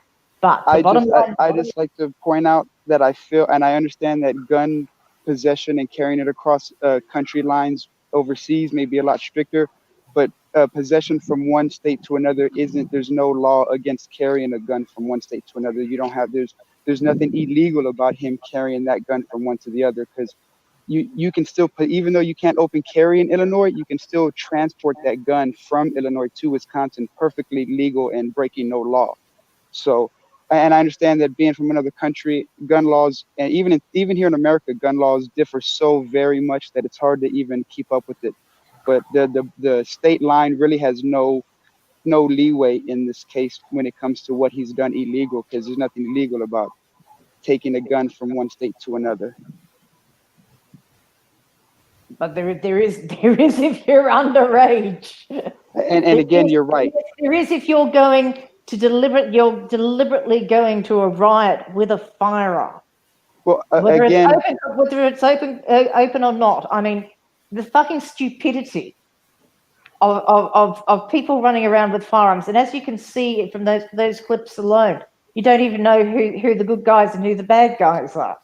You know, you're right, and that's just cultural differences. Because here in San Antonio, there was dozens of people open carrying at all of our protests. Even tomorrow, when I go to the protest, I'm sure there'll be people that are carrying concealed carrying weapons on them at that protest tomorrow. Like, it's guns and protest and guns and anything are second nature here in Texas. So I understand that culturally it's different, but that's why, to me, when people are bringing up people shouldn't have the gun, I'm like, well, if he legally was allowed to have it, then yes, he should have. And if he's being charged as an adult is legally allowed to carry that rifle in Wisconsin, so he didn't do nothing wrong. If he's charged as a minor, well, a minor isn't allowed to carry in that state, so he did do something wrong. So let's read this article. The complaint claims that cell phone video showed Rosenberg, who appeared to be unarmed, trailing behind Rittenhouse before throwing a plastic bag at him. As the pair approach the car, a loud bang is heard, which we saw that, followed by an unidentified male yelling in obscenity. When Rosenbaum gets close to Rittenhouse, another 4 bangs are heard. Now, what McGinnis told investigators that at the time of the shooting, Rosenbaum was trying to take Rittenhouse's gun, according to the complaint. Rosenbaum was hit and fell to the ground. McGinnis began administering first aid. The complaint said, adding that McGinnis was allegedly in the line of fire when the shooting occurred. Rittenhouse is charged with endangering him. So that's one of the individuals. Rittenhouse then began to flee, running up the street as witnesses shouted, "Get him, get that dude. Hey, he shot him, beat him up." Detective said Rittenberg ran away. He could have been heard like speaking on his cell phone saying, "I just killed somebody." So he's on his cell phone saying, so is he saying it to 911? Who's he talking to? Because he's clearly saying, "I just killed somebody." At one point, an unidentified male appears to attempt to strike Rittenhouse, according to the complaint, knocking his hat off, but not appearing to make contact otherwise. And then in video seen widely across the nation, the suspect can be seen falling down. The complaint said Huber used the moment to attempt to disarm Rittenhouse. The skateboarder approached with his board in one hand, and with the other, he appeared to be trying to pull the gun away from the defendant. The complaint said Rittenhouse rolled to his left side as Huber attempted to grab the gun. It was pointed at his body, according to the complaint. The defendant then fires one round, which can be heard on the video. Huber staggers away, taking several steps, then collapses to the ground. Huber subsequently died from this gunshot wound, that complaint said.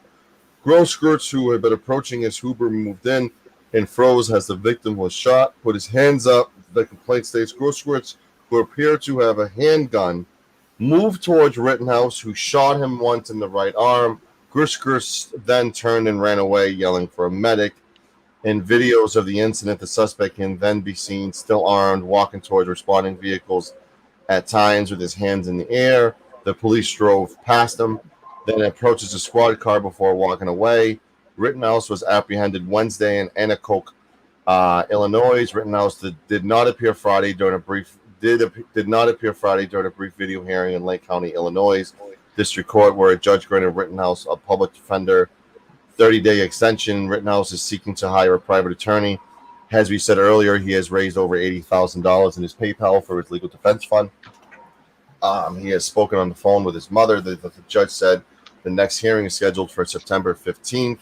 Of course, Rittenhouse attorney decried the charges. This young boy was not only attacked on the streets of Kenosha, he's been attacked in the media and social media all over the damn world. L. Lynn Wood told CBS News it's wrong. He's a 17-year-old boy.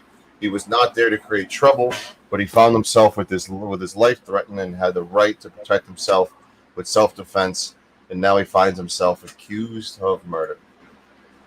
Everyone's thoughts on that? Well, the bottom line is he basically killed two people and maliciously injured another. That we know. Now it's up to the courts to decide whether or not it's self-defense. Yeah, she's right, because the public opinion is gonna just be, people arguing either way. It's up to the courts to tell either side which one, where the line is drawn at this point. Because, like I said, I know a lot of people like me that are pro 2A. Like I said, feel the kid did nothing wrong. I feel like if he's being charged as an adult, this kid did nothing wrong. It should, the court should drop everything and he should go home. And these men shouldn't have tried to attack him, period. Like, he had every right. If he's an adult right now, the court's saying he's an adult. We're charging him as an adult. So I'm looking at it from right now at this point. At this point, he is an adult in possession of that weapon and had every legal right to defend himself from being attacked by multiple assailants. So that young man should be released as soon as possible. That's my opinion. And again, I come from a gun-friendly and a self-defense friendly state, and I feel like he was if we're looking at him as an adult, which is I don't know if Wisconsin has a death penalty, but I'm sure as an adult they can hit him with the book. So if you're going to charge him as an adult, afford him the benefits of being an adult, and if you do that, he did nothing wrong. He was legally within his right as a human being, not just an American, but as a human being, to make sure that his life wasn't in any way dangerous. My guess it'll be dropped to either manslaughter or justifiable homicide, one of the two. But, and I could sleep with that, honestly. I could sleep with that, though I feel he should get off. I could sleep with showing that, you got to answer for your consequences. He is a minor, Yeah, blah, right. blah, They're blah. gonna buy him a cake and they're gonna celebrate when it's over. Watch. But I would prefer him to get off, honestly. That right now, as it stands, him being charged as an adult, I'm 100% him being charged with nothing and going home tonight. No, he made a bad choice. He should never have been there in the first place. So he's got. I think he needs to pay some kind of penalty for it, because he's got to live with that for the rest of his life. What he's done tonight, but to justify it like that, I'm not sure you can. I don't. And as I said, it's up to the courts, but I still think there will be something that he will have to pay for. I just put yourself in that situation. Put yourself. If you were being chased, regardless if you feel he had the right to be there. Again, he had every right as an American to be anywhere he wanted to be. So he had every right to be there. Or like that's out the window. He had every right to be anywhere he wanted to be. So take out the fact you think he should have been there. If that was you being chased by 3 individuals and you had the benefit of having a gun on you, would you not defend yourself in fear of your life? Or would you let them attack you and hope somebody helped you? Take away the fact you don't think he should be there because he had every right to be there. He's an American. There's nowhere in God's green earth he's not allowed to be as a human being. I'll stop saying American. As a human being, there's nowhere on this God's green earth he's not allowed to be. So if you were being chased by 3 men and had the benefit of having a weapon on you, would you use it or would you have wait to be attacked physically or stabbed or punched?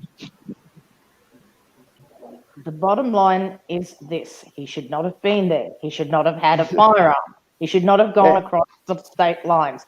I don't give a rat's ass what the circumstances are that led to it. He should never have been there.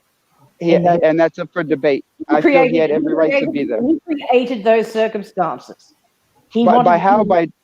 By being there. So we can tell a white man he can't be somewhere. That's messed up. If I can't tell a black man he can't attend my protest, I should be. Why do I tell that white man that he had every right to be there? Every right to be there. There we go. There you go. There's an interesting fact. The interesting fact about it is you very rarely see any black man. It's almost all white people that are involved in that. Okay, but you know what you don't see, and I have video of it. You can look at my video of San Antonio's protest, a white man being beat up by a group of black men. This happens at every protest. I'm not interested What I'm not so saying. sure about that. I believe the first guy to attack him, or the guy that came off that didn't get shot, right, where the other 2 did. The first guy to actually attack him looked like he might have been African American.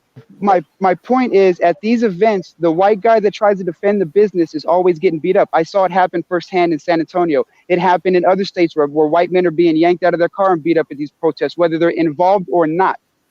Period. So this man is at a protest protecting a building or not, whether he was there to show support, it doesn't matter. The fact of the matter is that there was a high likelihood he was going to get assaulted there by somebody anyways for being white.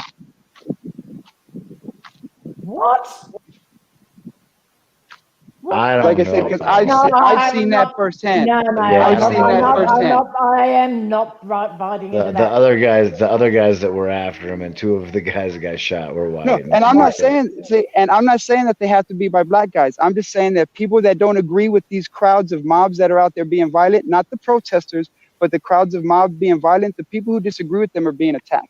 Whether they're white, black, Hispanic, it doesn't matter. But the group of violent people are attacking people that are opposing thought, not the protesters. And that's what happened. A group of violent individuals attacked this young man.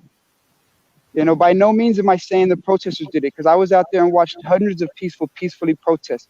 But I saw a couple dozen people out there intentionally there to cause violence. Intentionally there to cause violence. And this young man's walking around with a rifle. Does that not also invite violence on his part? Because I saw 5 men walking around with shotguns and rifles here, and none of them got attacked. None of them got provoked. We're not talking about there. But we're talking about the gun. You asked if the gun, and no, the gun doesn't, because I'm answering by another gun situation. I saw 5 people here during a protest for Black Lives Matter, and none of them got confronted by anybody. They all got welcomed and thanked by the protesters, and were like, all right, cool, right on. None of them got attacked. None of them got approached with violence or nothing. So the gun itself doesn't make the protesters feel uneasy. And I can only go from my experience. In my experience, it doesn't. I just told you it doesn't. I witnessed as dozens and dozens of people. You saw one small part in another state where guns are part of life. The guns and that's all I can. And that's all I can base my opinion off of. I can't assume nothing at another state. I can only base my opinion on my. I'm sorry if I'm screaming. No, I'm basing my opinion on what I've experienced in life. That's all I can do. I can't assume what the other states are like. I have to take what I've lived and pertain it to that situation to draw a comparison. So I did that. You mentioned somebody carrying a gun at a protest. So I took a situation from my life and was able to compare it to that and give you what happened in my scenario. I'm not saying that that's every scenario, but I can only take what I've experienced. And I've experienced. We're going to take it. We're going to both yous have great points. I want you to hold on to this point, both points, because it's time for a dance break. Calm down for this.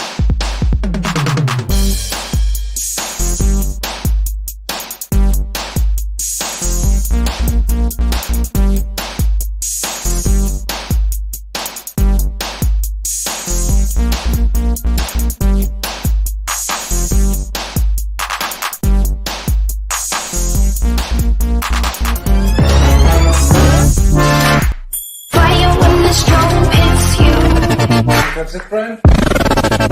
Yes. All right, Sancho, may I ask- Morgan. I was going to ask Morgie. That's who I've been talking with. Okay, cool. I wasn't sure. I just want to say it's been a pleasure, regardless of if how this keeps going. I've enjoyed this with you, ma'am. I hope you don't hate me afterwards, because I don't. I won't. I'm still gonna feel like love you and feel the same afterwards. No. I mean, as I keep saying, I am not American. I have lived there. I have been to Texas, and I know what it's. I know what your lovely little gun culture is like. I almost got myself shot one night. I know I just come off sometimes sounding a little stubborn and like I'm getting irritated. So I just want, please, nobody to think I ever take anything personal. I love being able to debate and conversate and argue with people like this. That's why me and Joe get along so good. Like, it's a love-hate relationship, man. I know when I get on, we're gonna go back and forth on some shit, but it's great because it works my mind and keeps me Listen, alive. Slacker, I'm going to give you a prime example. A little over a month ago, Morgie was pretty much responsible for Liberty Bird getting tied to a tree and waxed, and now they're on friendly terms. So that that should speak volumes, you know? Right, Morgie? Yeah, okay. But It's been pretty subtle. Baby steps. Yeah. Baby steps. We've been cordial to each other ever since. Yes. But you see, so let me give you a scenario here, Slacker. Just out of curiosity, and I mean, you talk about liberty, you talk about your 2A, being able to defend yourself, etc., etc. And if you look at it from what I do, outside looking in, you kind of wonder what kind of liberty you actually have, what kind of freedom you actually have. Because if you guys have got to run around with guns, doing all this kind of stuff, and your police are beating the shit out of people, you really don't have a lot of freedom, do you? When you look I at agree. I agree with you 100%. Like though I like to exercise, the rights and everything, and I will go out with my walk and I film and all that. I agree 100%. It's more of a facade than it is as actually having any real means like rights or anything like that. 100%. I feel like even though I walk with my gun, at any time they could find a way to take it from me. If they looked hard enough into my past and found out that I've had mental health issues and things like that, and drug addictions in my past, I'm sure they could find a way to get my guns taken away. So I agree with you on that. It's more of an illusion of freedom. Yeah, because I can't see how you think that you're free if you've got to carry a firearm.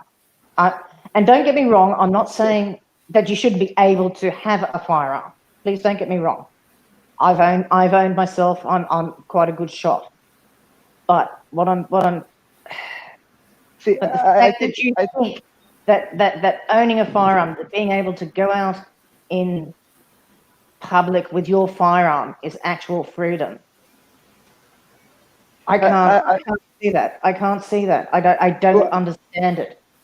I feel like that is like, I get what you're saying, but I feel like when I go out and carry it, it ensures that like the illusion of freedom is there. The government right now has a stronghold on America, but the reality is and by no means, it always sounds like I'm talking shit on other countries when America talks like this, but we won't follow the same path that other countries have and get overrun by our government, because our government's afraid of us picking up arms. That's why they're so hell-bent on taking away the Second Amendment and all that. So when we walk around with it, to outside looking in, it seems like we're just being cocky, like, oh, they just want to, show their gun for blah, blah, blah. But it kind of is, but not to that rest of the world. It's to the government to remind them that, you know what? Why are you so afraid? Well, I can understand with the government. Because it can happen. It can happen. The government at any moment, I feel they have the power. Like, we feel like we have a lot of guns, but I promise you, if they went martial law and I saw a serviceman on every corner, I wouldn't step outside with my gun. I wouldn't test it that far.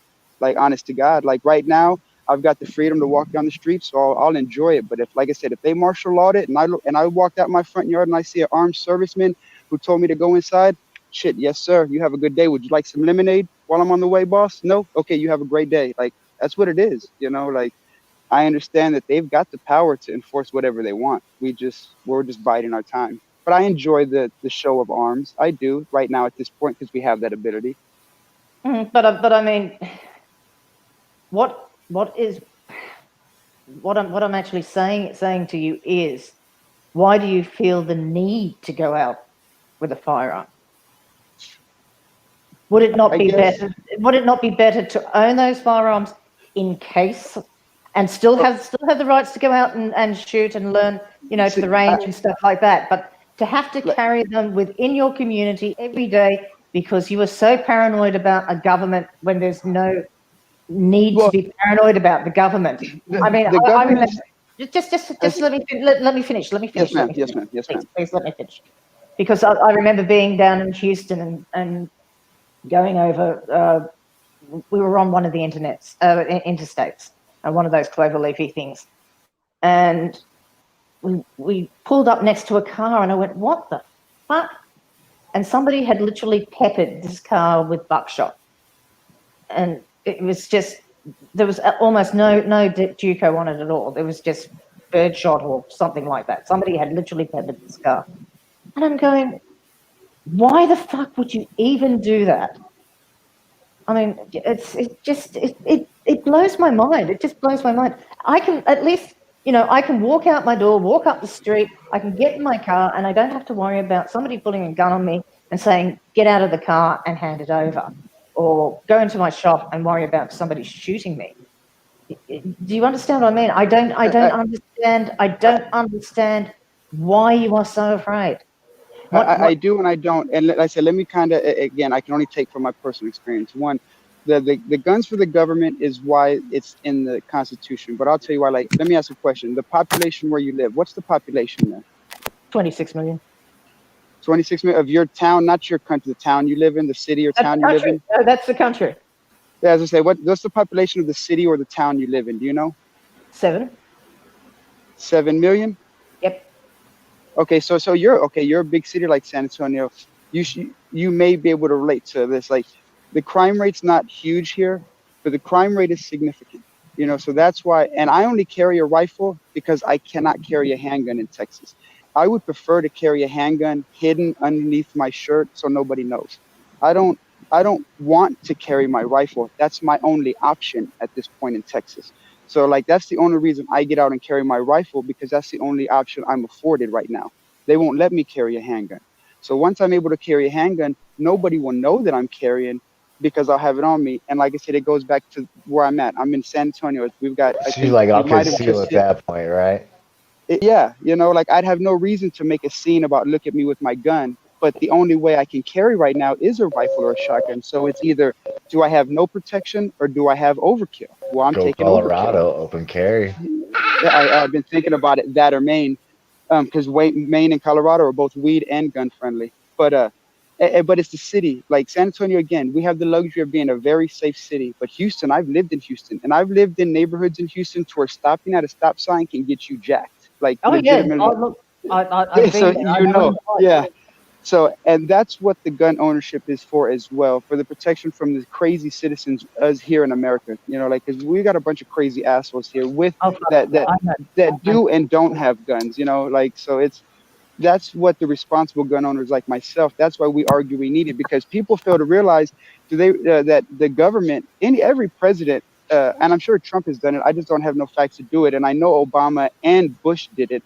They funneled guns into Mexico, into these cartels to try to track where they went, but then lost sight of them. And now, I mean, thousands and thousands of fucking high caliber rifles found their way to the Texas-Mexico border thanks to the government, to the U.S. government.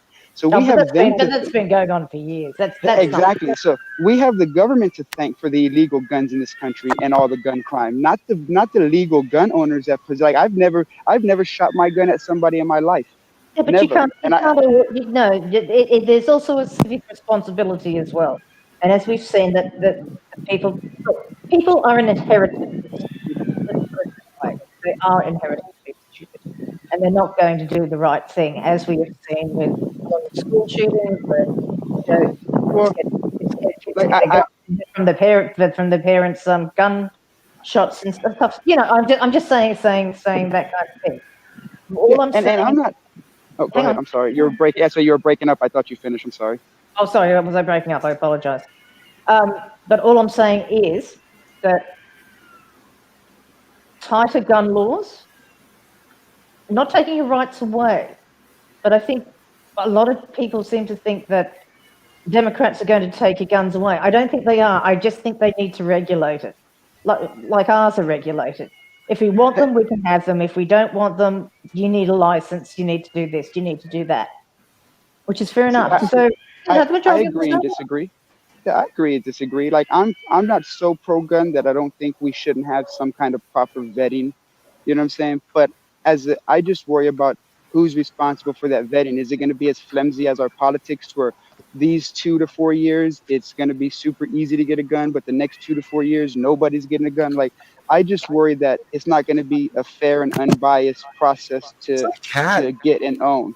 You know, so that's what I worry about, because I do agree that we should have a proper vetting system, and parents who irresponsibly leave their guns for their children to get All right. should be charged and shit like that. So I'm not so pro gun that I think that everyone should just have the right, because no, there's a lot of mental disabilities in this world, and there's a lot of people who can, who can snap and who have had bad past that we may want to second guess on if we give them a gun. I just don't trust the people that would be in charge. What is that? Are those cats fucking back there? Like who's got cats fucking? Well, it's not mine. That might be mine, but I'm telling you, there ain't no cats around me. Are they hungry or I mean, who's got hungry cats? They're either hungry or horny, one of the two. I'm standing on the corner and I don't see shit. I'm hearing cats. I can hear cats, yeah. No one else heard cats? Joe Black, have you got cats in the background? No, it's not me. But I can hear something. Like those cats were hungry or horny, one of the two. Well, they didn't like each other, that's for sure. But anyway. Well, I'm walking away, and if y'all don't hear it, it must have been me. Okay, well, it's probably you, because it's, Yeah, it's in the I've background. I've walked about 60 feet from where I was, and if y'all don't hear it no more, then it was me. How much do you think the media influence is going to play on this trial? And the matter of public opinion, a lot. Not sure. I think as if things calm down a little bit and more evidence comes out, I think a lot of these things will probably get knocked down. It just depends. Yeah, it's just going to depend on how much time is going to be between it getting to Due court. process requires them to find people that aren't tainted by the media sources. Yeah, good luck with that. Yeah, I feel like outside looking in, for us that are going to be watching it go on, we have like 3 or 4 months to look forward to both the Democrats and the Republicans crying about one wanting gun control and one not wanting gun control. So we got that to look forward to, at least right before election season. This happens. Oh, that's all we're gonna hear. It's not actually it's not really the guns, it's the people who have the guns. And I think that's why. But here in American politics, they thrive, both sides, because they're both jerkasses. They thrive off of shit like this. So the NRA is going to eat it up. Oh, we've got this kid's back, blah blah blah. Support us, give us money. The NRA is up shit creek at the moment. So, yeah, and then you got the Democrats like, oh, we're gonna take guns, give us money. So we're fucked for 3 months of bullshit from in our news media process. Well, I think I'm not sure whether it's that. I mean, if anybody has looked at it, the Dems have always been for gun control, let's put it this way, and the Republicans have always had shitloads of money from the NRA. So that nothing's really changed there. They'll just be using these things. But where your main problem is your far right. Your far right has suddenly become very, very emboldened, and also, yes, some of the Antifa, some of the BLM as well, but more the far right. and I think the damage that is being done from misinformation campaigns. Oh yes. Like I said, I'm on the outside. I'm looking in. I can see things objectively where you guys can't. So That makes, I'm outside looking in too because I can only go by that state's laws because that's to me, unfortunately, are the laws perfect? No, they're far from it, and they're in the process of now. Shit, now there's a fucking dog. They're in the process of What the us fuck is fixing going them. on over there? I'm just walking through my neighborhood. I didn't realize this was a Sesame fucking zoo. Street. You got I Grimace, you swear. got Big Bird, you got everybody in the neighborhood. Jesus Christ. And it's usually never this fucking loud. It's like they know, fucking assholes. But yeah, it's gonna be a shit show. oh yeah, I'm we not all looking know. forward to it. We all know it's going to be a shit show. But I mean, the bottom line is the Republicans really don't seem to have a platform. It'll be interesting to see where the Dems go with their platform. But like I said, I mean, there's a lot of damage that is going to have to go in, and if Trump gets in, you're going to see a lot more of what's happened in Kenosha and other places at the moment. Because if, like I said before, if the COVID doesn't come under control and people don't start seeing a future, the problem is people can't see a future. That's why that's why they're rioting. They've got nothing to lose. They're looking at this from nothing to lose. And then you've got people. And then you've got people. Well, they've lost their jobs. There's no jobs to be had. You know that they're in lockdown. They can't do this. And they can't do that because of this virus. And then, oh well, that's the government's fault. The government can't tell me what to do. Blah blah blah blah blah. Something else happens, as with George Floyd, and the tinderbox blows. And that's pretty much what has happened. So it's the culmination of a lot of things that have been bubbling under the surface for a long time, and the COVID has blown the lid off it.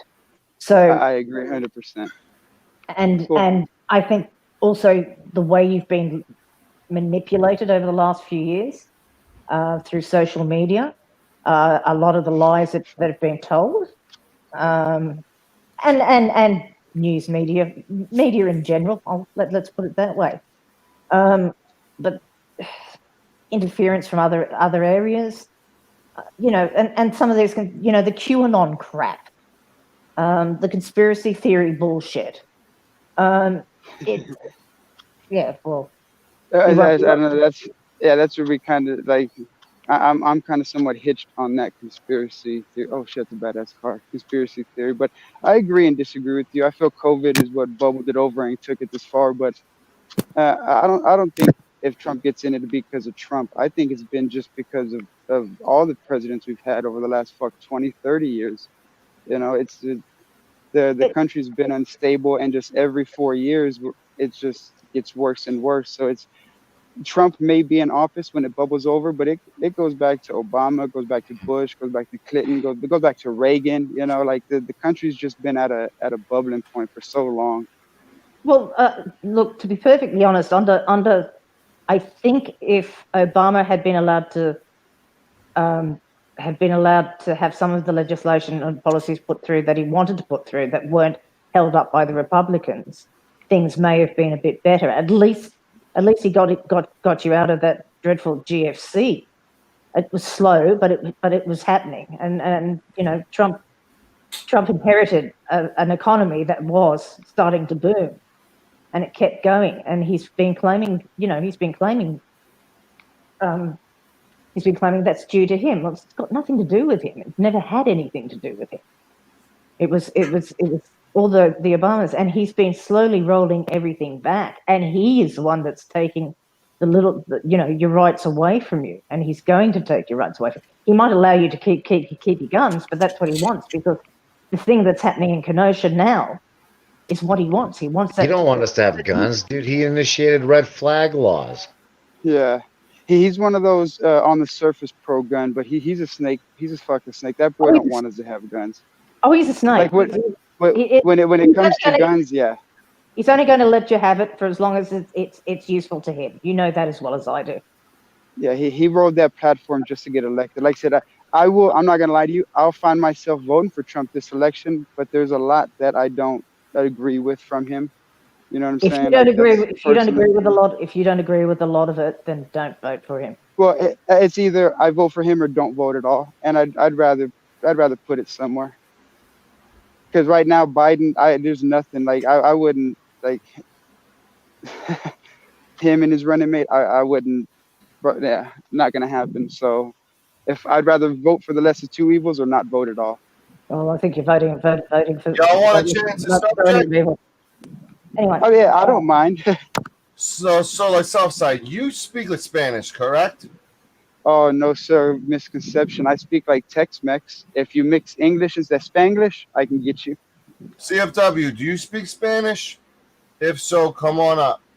Yes, yeah, I believe she does pretty fluently. I want to say I've need a heard her on her streams. because I got to address some shit that went down earlier that people have been asking me to address. So anybody who doesn't want anything to do with drama, please hop off now. Giving everybody that warning now. Apparently this morning, peace out, Liberty. CFW, can you hop on up? I need a translator for something when I tell the story. You can turn your camera off or on, CFW, but it'll be good if you can come on up and be my translator. I already know what this means, but I need a second person to kind of confirm shit because, a little problematic situation. So I was in Emo Hollingworth's chat today. Just, surprisingly, after, a few days ago, I was on there for 45 minutes, helped a guy out. He kicked me, lied about it, lied to his chat, said he didn't kick me. Then he admitted 40 minutes later that he did. I was on there being nice. I actually came up later on that day and did trivia with them as a nice person. And I'm chatting away with people in the chat. And guess who shows up? Southside Slacker. Guess who shows up when I'm minding my own fucking business and just shows up? Okay. One guess.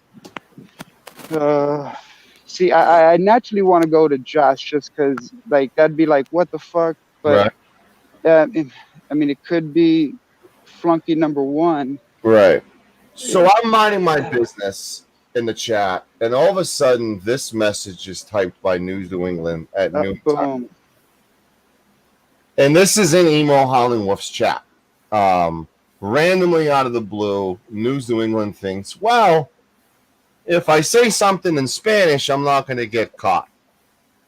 Can you decipher, Slacker, by any means, what you think News New England meant by this? I mean, it's pretty...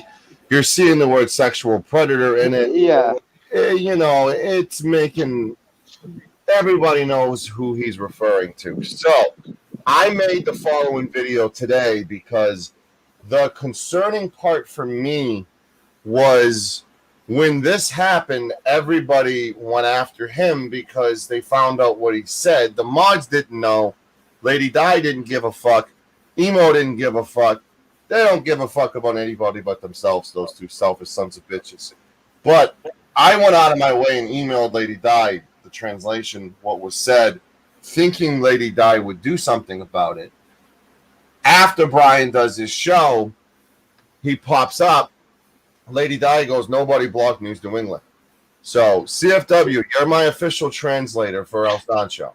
I'm going to put this up right now. Can you translate what that means? Oh, are you a sexual predator? Yeah. Oh. So I'm I know gonna. who this is. Hey, how you doing? You a sexual predator? Right. So I'm gonna play the video now because right after this incident, he decides to leave the chat because people were going after him, start his own live feed, and change things up in a very suspicious way. I'll play it now. Sorry, I get started a little late. I was over at Emo's, saying hi to Emo, and saying I supported Emo and Lady Di over there. And El Shitzo decided to start some shit with me. And so I had to spread some shit with El Shitzo. Give him a little bit of a hard time. But anyway, there we go. You gotta like the Shitzo. So anyhow, anywho. There's a translation. Thinking that because it was in Spanish, you wouldn't get away with it. He does realize Google Translate exists, right? It's disgusting. It's deplorable. I find it very suspicious, right when I'm about to clip, 800 subs. And it took him 10 months to get to 800 subs. It took me 3. And all of a sudden, quiet, drama-free, tell Shiva he's drama-free. I'm minding my business talking to Emo and Lady Di, and this dude thinks he can hop on and type this, which everybody knows is, hey, how is the sexual predator? He knows that he is. That's what he said in Spanish. I knew what he said immediately. He's like, how you doing, sexual predator? The guy has a pacemaker. I have more charisma and energy. I can run circles around this guy. He's got a pacemaker and he's in a walker. This isn't a fair fight, but the jealousy is real. The jealousy is beyond real. Minding my motherfucking business in someone else's chat, and this dude comes strolling in like he's an angel, thinking, oh, I'm going to put this in Spanish, and I'm going to delete it quick enough so nobody can catch it. And then he says, well, I didn't say El Sancho's name in it, so I didn't go after El Sancho. Hey, how is the sexual predator? He knows that he is. Who do you think he was talking about? Come on. Come on. And then he has the balls to go on his live stream and lie to his subscribers and say, oh, well, El Sancho was starting in on me, so I laid some shit on him. No, dude, you said one really stupid thing, and I knew what you said, and you ran like a little bitch to your own channel and started your own stream and lied about it. El Sanchez. Go ahead. Quit taking the bait. Well, it's not taking the bait. It's having to address the facts and the truth. And,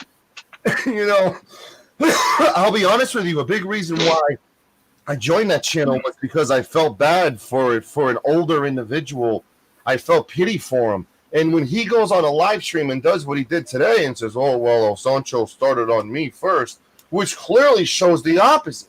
It clearly shows this individual wants my attention. He's getting it for a couple minutes. Happy, happy, happy. We did a 4-hour show. In the last fucking 5 minutes, I'm talking about you. Congratulations, you irrelevant fuck. You're not even at 1,400 subs. I'm at 800 subs in 3 months. What does that tell you? El Sanchez. You could prove him wrong. You could do a background check on you, black out your name and your personal thing, and put up the criminal record on, say, if you got drugs, whatever. There's no criminal record. I've never been arrested before. Just come out like the rest of us have. Come out of what? Closet? I'm not gay. What do you want me to come out of? I don't know. Just come out. Then you won't have to worry about it. It's How like can you prove you don't have an arrest record. Show a blank piece. I mean, it's kind of like Salty Rant does have a point where he says, "I'm just doxing myself because I don't have anything in my background," and he just threw it out there, and nobody bothers him. So lying, scuzzy piece of shit who went on emo stream. I didn't mean to say that. I didn't mean to say. Who went on emo stream today and said, "Oh, Sancho apologizes CFWs." CFW, when did I apologize? I missed that part. When did I apologize to you? We kind of didn't really apologize to each other at all. We just kind of. That was the facts, and that's what Salty goes on emo stream. Literally, here's what happened after this. I sent Lady Di multiple emails. She goes, "Thank you for bringing it to my attention." I decide to hop on there because it's like hours of dead air and fucking fighting and drama. So right. I hop on there for like 30 minutes, and I bring my trivia game that I did on the show. How much is it game? Everybody was enjoying it. Emo was getting stuff right. Everyone's like, he's not going to play. He played it. He enjoyed it. I said, peace and love, everybody. 10 minutes later, he calls me a fucking idiot. And everyone's DMing me, Emo just called you a fucking idiot. News of England hops back on, and Lady Di's like, nobody block News New England. I don't care what anyone thinks. Oh, yeah. After he typed this in her chat, you stupid before idiot. Di got on there. I was there before Di got on there. I guess I was there before you were on there. I was there for a little bit. I hopped up for a little bit, and told him to quit acting like the way he was. The PDF, and then I left. And I guess you came up, and then she came up and just threw everybody out. Right. No, Jimmy, the after party is going to be. I'm going to wrap up in a few minutes. It's going to be backstage here. That's going to be the after party. But all right, does anyone else have anything else they want to talk about? I just had to get off my chest because listen, I stay quiet on the subject. I've stayed busy. I've done content. I've done content galore. I announced I literally just announced, and I'm really excited about this, a 4-piece series every Monday at 6 p.m. Eastern Time about Daniel Holtzclaw. I've been talking about this for months and months and months, and this is an opportunity to break it down from beginning to end and go through everything. One of the really, I'm going to give you guys a little sneak peek, a little teaser here. We're in an age. We're in an age about excessive force. Excessive force is such a problem, and the officers that are committing the excessive force do not speak up at all. Do not speak up at all. One side of the fence that thinks Daniel's innocent and thinks what happened to him it was deserved went after him because of the excessive force. Well, guess what? He was the only person in his police department who reported every single time there was excessive force. And the police officers around him resented him for that because he was too fucking honest. Yeah. Monday, 6 p.m. Eastern. Isn't he the one that was found guilty of rape? And he's in jail for the rest of his life, yes. Oh. And he raped like 15 or something like that. Yep. It's going to be a big series Monday at 6 p.m. It kicks off. It's a 4-part series. By the way, cops don't arrest cops. Right. Well, we're going to go through that. We're going to go through that story. We're going to go through and we're going to end it with, did they make a mistake here? Is Daniel an innocent man rotting his life in jail? We will get to it 3 and 4, but part 1, we have somebody who has been down there in Oklahoma who thought he was guilty for a while until she saw the evidence, and the evidence absolutely blew her mind. And I had a good hour discussion with her on the phone and it could have went 5 hours because of the amount of info and facts that she has, including the thing that we mentioned before this. Yeah, that's amazing what gets into evidence and what doesn't. Yeah, it's going to be a good series. So anything else anyone else wants to promote? Yeah, my channel. Just kidding. Odin, thank you again. Let me just play this real quick. Odin just made this awesome video clip of mine that I had that I have to edit up a little bit, but here it is for all the ladies here. This is kind of a little seductive, I think. Odin, no, a little scary. Morty, be careful. Maybe we should look. Ooh.